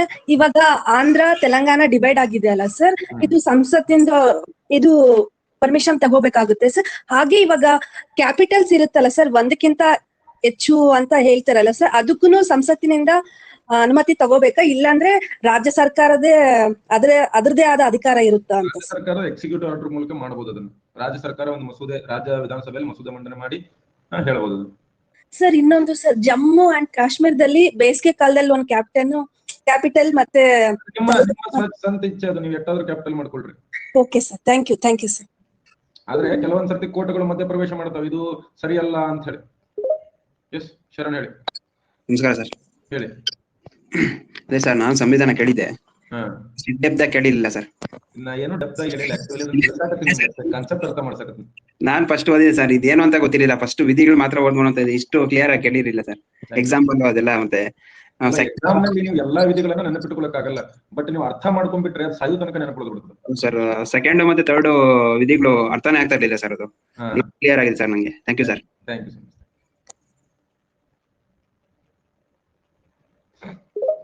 ಹೇಳಿ ಸಂತೋಷ್. ಹೇಳಿ. ನಮಸ್ತೆ ಸರ್. ನಮಸ್ತೆ ಹೇಳಿ. ಸರ್ ಚೆನ್ನಾಗಿದೆ ಸರ್. ಒಂದ್ ದಿವಸ ಮಿಸ್ ಮಾಡೋದು ಸರ್. ಎಲ್ಲ ನೋಟ್ಸ್ ಮಾಡ್ಕೊಂಡಿದ್ದೀವಿ. ಆಮೇಲೆ ತುಂಬಾ ಈಸಿ ಆಗಿರುತ್ತೆ ನೀವು ಇವಾಗ ಅರ್ಥ ಆಗುತ್ತೆ. ಓದಿದ್ರೆ ಒಂದೇ ಸುಳಿ ಅರ್ಥ ಆಗಲ್ಲ ಸರ್ ಅದು. ಆಮೇಲೆ ಮೊನ್ನೆ ಧಾರವಾಡ ಬಂದಿದೆ ಸರ್, ಅವಾಗ ಸರ್ ನಿಮ್ಮೆಲ್ಲ ಸರ್. ನಾನು ವಿಧಿ 368 ಪ್ರಕಾರ ಸರ್ ನಾವೀಗ ತಿದ್ದುಪಡಿ ಮಾಡ್ತೇವಲ್ಲ ಸರ್, ಅದು ವಿಶೇಷ ತಿದ್ದುಪಡಿ ಆಗುತ್ತೆ ಸರ್. ವಿಧಿ 368 ಪ್ರಕಾರ ನೀವು ತಿದ್ದುಪಡಿ ಮಾಡ್ಬೇಕಂದ್ರೆ 2/3 ಬಹುಮತ ಬೇಕು. ಒಂದು ಸಾಮಾನ್ಯ ತಿದ್ದುಪಡಿ ಸಂವಿಧಾನ ಮಾಡ್ಬೇಕಂದ್ರೆ ಬರೀ ಸಾಮಾನ್ಯ ಬಹುಮತ ಸಾಕು. ಹಾಗಾದ್ರೆ ಸರ್ ನಾವೀಗ ನಮ್ಮ ದೇಶದ ಭೂಪ್ರದೇಶ ಸರ್ ಬೇರೆ ದೇಶಕ್ಕೆ ಬಿಡ್ಕೊಡ್ರಿ ಸರ್ ಅದು, ಅವಾಗ ವಿಶೇಷ ಬಹುಮತ ಬೇಕಾಗ್ತದೆ. ಆಧಾರ್ ಕೇಳಿ ಸರ್ ನೋಡಿ, ನಮ್ಮ ದೇಶ ಬೇರೆ ದೇಶ ಬಿಟ್ಕೊಡ್ರಿ ಸರ್ ಅದು ಮುನ್ನೂರು ಅಂತ ಹೇಳಿದ್ರೆ ಸರ್, ಅದು ವಿಷಯ ಬಹುಮತ ಸರಳ ಬಹುಮತ ಆಗುತ್ತೆ ಸರ್. ಅದು ವಿಶೇಷ, ಅದರೊಳಗೆ ವಿಶೇಷದಲ್ಲಿ ವಿಶೇಷ ಬಹುಮತ, ಅದನ್ನ ಹೇಳ್ತೇನೆ ಮುಂದೆ ಬಹುಮತಗಳು ಬಂದಾಗ. 2/3 voting plus simple majority of the total strength of the house ಅಂತ ಬರುತ್ತೆ. ಓಕೆ ಸೊ ಅದನ್ನ ಹೇಳ್ತೀನಿ ಮುಂದೆ. Thank you sir. Happy birthday ಅಂತ ಹೇಳ್ತಿದ್ದಾರೆ ಮುರಳಿ ಅವರೇ, thank you.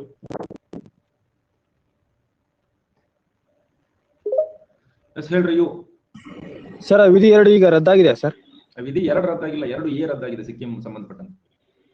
Okay sir, thank you. ಯಾಕೆ ಮಾಡಿದ್ರು ಅಂದ್ರೆ ಸಿಕ್ಕಿಂ ಅನ್ನ ಮೊದಲು ಸಹಾಯಕ ರಾಜ್ಯವಾಗಿ ಸೇರಿಸ್ಕೊಂಡಿದ್ವಿ ನಾವು. ನಾಳೆ ಎಲ್ಲಾ ರಾಜ್ಯಗಳ ರಚನೆ ಧ್ವಂಸ ಮಾಡಿದ್ದು ಎಲ್ಲ. ಹೇಳ್ರಿ ಅಕ್ಷತಾ. ಸರ್ ಹೇಳಿ ಅಕ್ಷತಾ. ಸರ್ ಇವಾಗ ಬಳ್ಳಾರಿ ಮತ್ತು ವಿಜಯನಗರ ಡಿವೈಡ್ ಆಗಿದಲ್ವಾ, ಇಲ್ಲಿ ಯಾವ ವಿಧಿ ಅಪ್ಲೈ ಆಗುತ್ತೆ ಸರ್? ಇದು ರಾಜ್ಯಗಳ ಜಿಲ್ಲೆಗಳ ರಚನೆಗೆ, ಜಿಲ್ಲೆಗಳ ಬದಲಾವಣೆಗೆ ಸಂವಿಧಾನ ಏನು ಅವಶ್ಯಕತೆ ಇಲ್ಲ. ನೀವು ರಾಜ್ಯದಲ್ಲೇ ಕಾನೂನು ಮಾಡಬಹುದು. Okay, thank you sir.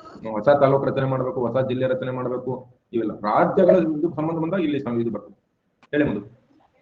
Sir ನಮಸ್ತೆ ಸರ್. ಈಗ ಆಂಧ್ರ ಮತ್ತೆ ತೆಲಂಗಾಣ 2 ಡಿವೈಡ್ ಆಗಿದೆ ಸರ್ ಈ ಪ್ರಕಾರ. ಈಗ ಮತ್ತೆ ಅವ್ರು 2 ಒಂದಾಗಬೇಕು ಅಂದ್ರೆ ಮತ್ತೆ ಯಾವ ವಿಧಿ ಅಪ್ಲೈ ಆಗುತ್ತೆ? ವಿಧಿ 3 ಸರ್. ಈಗ ನಾವು 2 ರಾಜ್ಯ ವಿಧಾನಸಭೆ ಬೇಕಾ ಸರ್?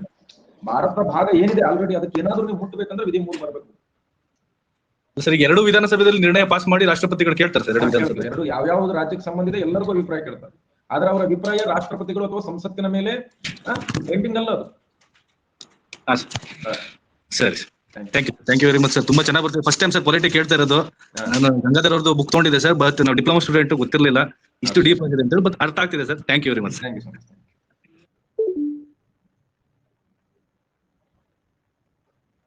ಎಸ್, ಹ್ಯಾಪಿ ಬರ್ತ್ಡೇ ಅಂತ ಹೇಳ್ತಾ ಇದ್ದಾರೆ ವಿಠಲ್, ಜಯ, ವಿಶಾಲ್, ವಿಜು, ಮಿಸ್ಟರ್ AK, ಗೀತಾ. ನಿಮಗೂ ಕೂಡ ಹ್ಯಾಪಿ ಬರ್ತ್ಡೇ. ನಿಮಗೂ ಕೂಡ ಹುಟ್ಟುಹಬ್ಬದ ಆರ್ಥಿಕ ಶುಭಾಶಯಗಳು.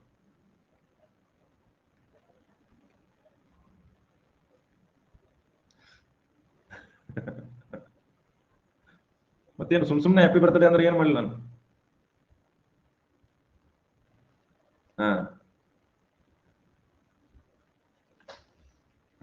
ಸರಿ, ಇವತ್ತು ಭಾಗ 1 ಬಗ್ಗೆ